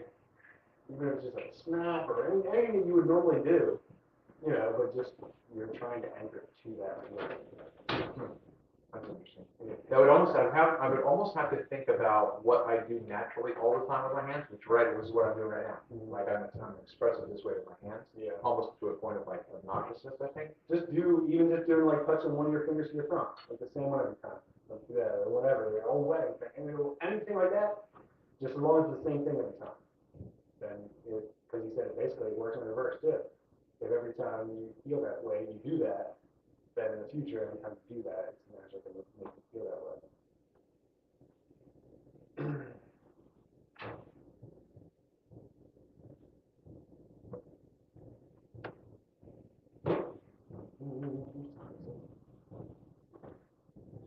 Oh man, that's not going to do. All right. It's about an hour, not bad. And the kid is awake for me. That's the other reason I still live at home, because I actually get my kid every day. And there's a lot of the worst guys that hardly ever see them. So I'm like, you know what, I'll take them with her, even if it's not what I want, because I get to get my kids every single time. Well, I mean, at the same time, though, I think that to a certain extent at least speaks to her, in that you can have this kind of a platonic relationship. Yeah. Well, and I wasn't a real asshole about the Right. Even though it was, her decision and her cheating and all that stuff. I just, I wasn't mean about it. I didn't want to, because I knew if I was mean about her, then she would be mean back, and and we were about to go to court to decide who gets the kids and who gets all this. So why would I push her towards anger when that happens? For me, it was the other way around. I just wanted to be as peaceful and accommodating as possible. And plus, because the kids see it, the kids will see it, especially if we're there together. Yeah, I don't want them to. They saw enough just during the separation and divorce. I never tried doing it in front of the kids, but she got angry sometimes and yelled and stuff. And I don't want the kids to do that. So yeah, I try to be very calm about all of it. And they do the trick. One of the only divorced guys that still gets to see their kids every day, One of the only divorced guys, very few that I know that actually has that story. Yeah. Or they get retribution through a lawyer. Yeah. Or something. Yeah. Yeah. I mean, I've watched people get destroyed from lawyers. You know what I mean? Like way worse. The ODR situation over there, sure. Oh my God, there are hundreds of thousands of dollars in that person. They got nothing. Yeah, some of that, I mean, Because they're just full of emotion, and they just keep walking along. Yeah. And the other one's got like the best lawyer in the state, and they don't know. Yeah, and that was the other thing. I was like, I'm thinking of a lawyer, you know, I do want one, but she didn't want one either. And we just try to make it real amicable. I try to make it always focused on the kids with her because I know she got it's good. So as long as I kept that the main focus, then we already. Yeah, I mean, I kind of look at that. But I've always been a little more like level-headed. I don't get angry quickly. You know? Like I'm usually the other way. I'm usually too reserved, where I'll just take a little bit of shit just if it keeps everyone happy, you know. Which isn't the best thing, but it helped in that situation. And I also did my research as soon as we were about to get separated. But that was how I knew that to tell her, like, hey, you should get a job, all this stuff, because I was like, as soon as I knew we were gonna separate, and I was like, how's the best way for me to deal with a divorce? So what's the best tips?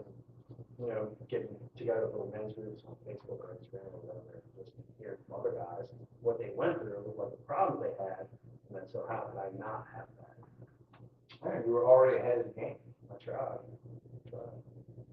Nice. So what should we do? What's our step that we want to do? I want to do this. Yeah. We need to do this. So how can we help each other do this? We continue these kind of things. We talk about it and brainstorm. Like I said, the only downside is I want to feel authentic when I'm talking about guys how to get their shit back together. And even though mentally I have my shit together, I don't have financially my shit together yet. So I don't want to be like a fake. Like, oh, here's how to get your shit together after divorce. So I'm still working on myself. Yeah. But at the same time, I'm trying to learn all the skills that I can to help people. Behavior, learning about behavior, learning about trauma, learning NLP, learning different body language reading. You don't have to take that home. Do you want to? No. Right.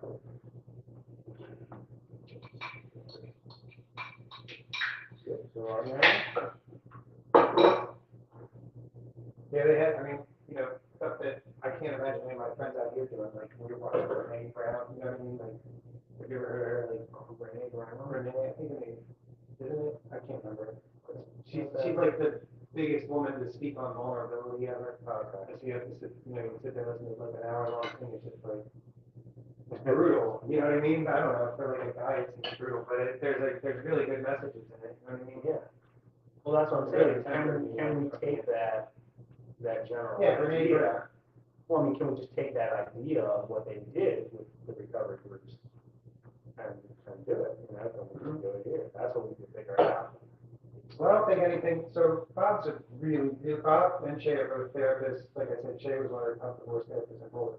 But all Bob is just a really, really nice guy that went through the divorce group and bought it from the guy before him who bought it from the guy who actually created it. So, he's not.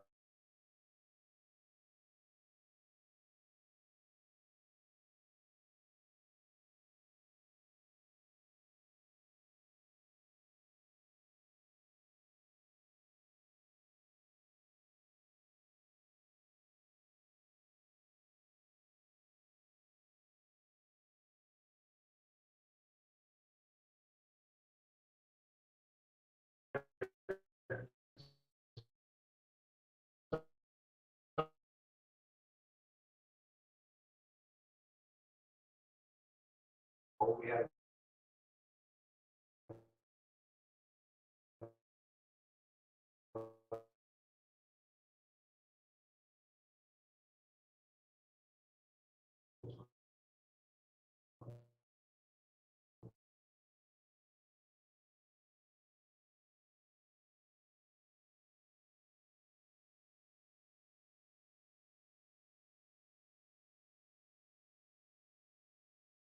money.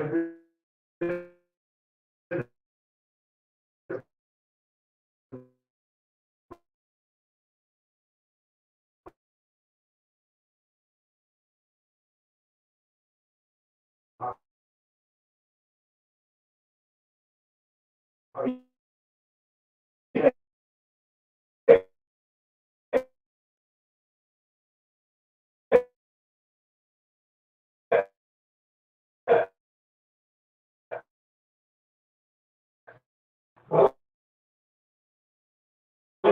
you